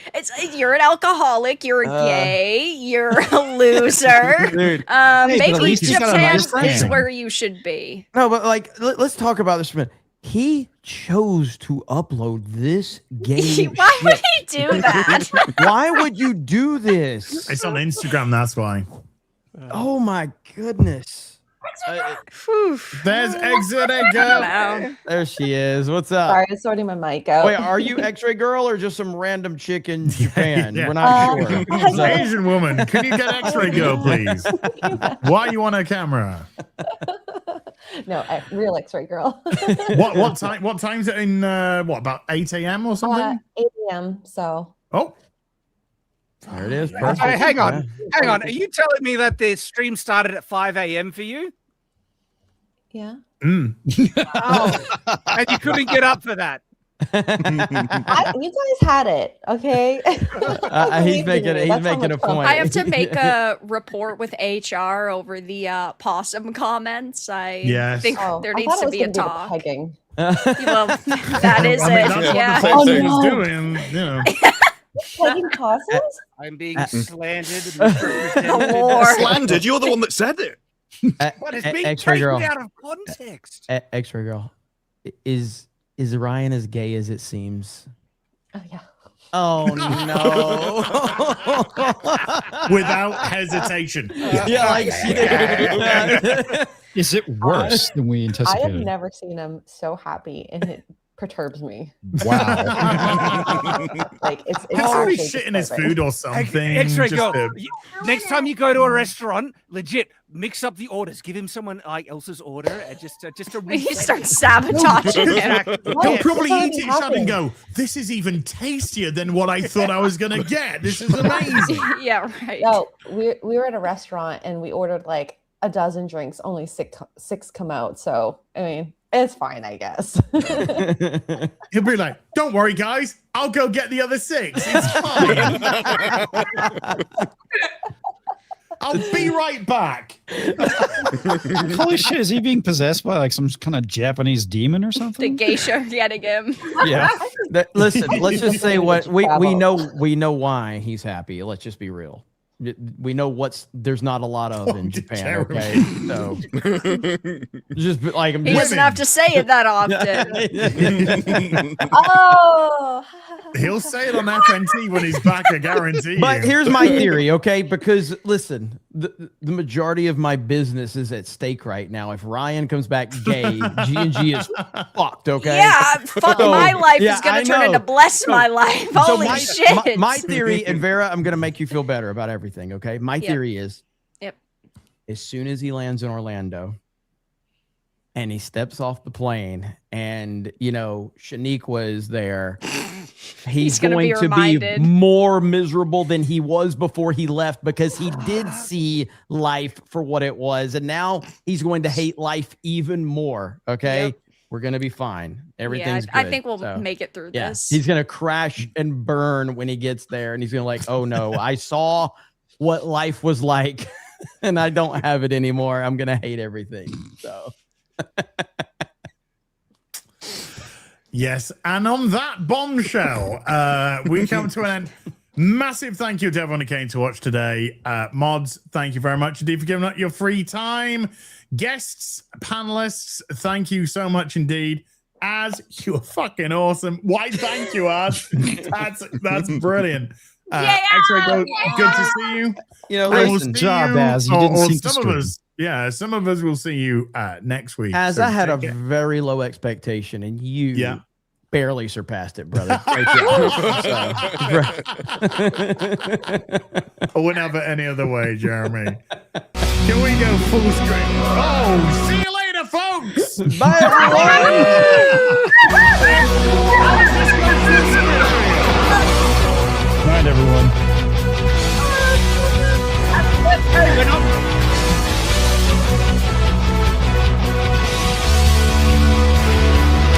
Here they come and the crowd cannot wait. Oh, hail Friday Night Lights. I apologize cause I'm probably late. Oh, hail Friday Night Lights.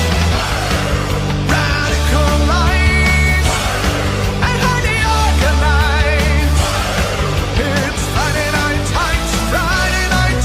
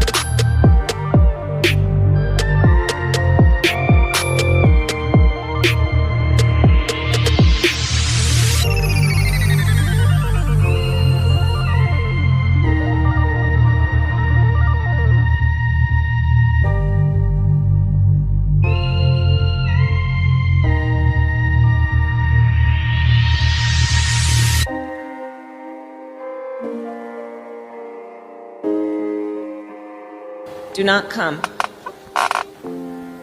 Do not come. I'm gonna come. Dale, dale.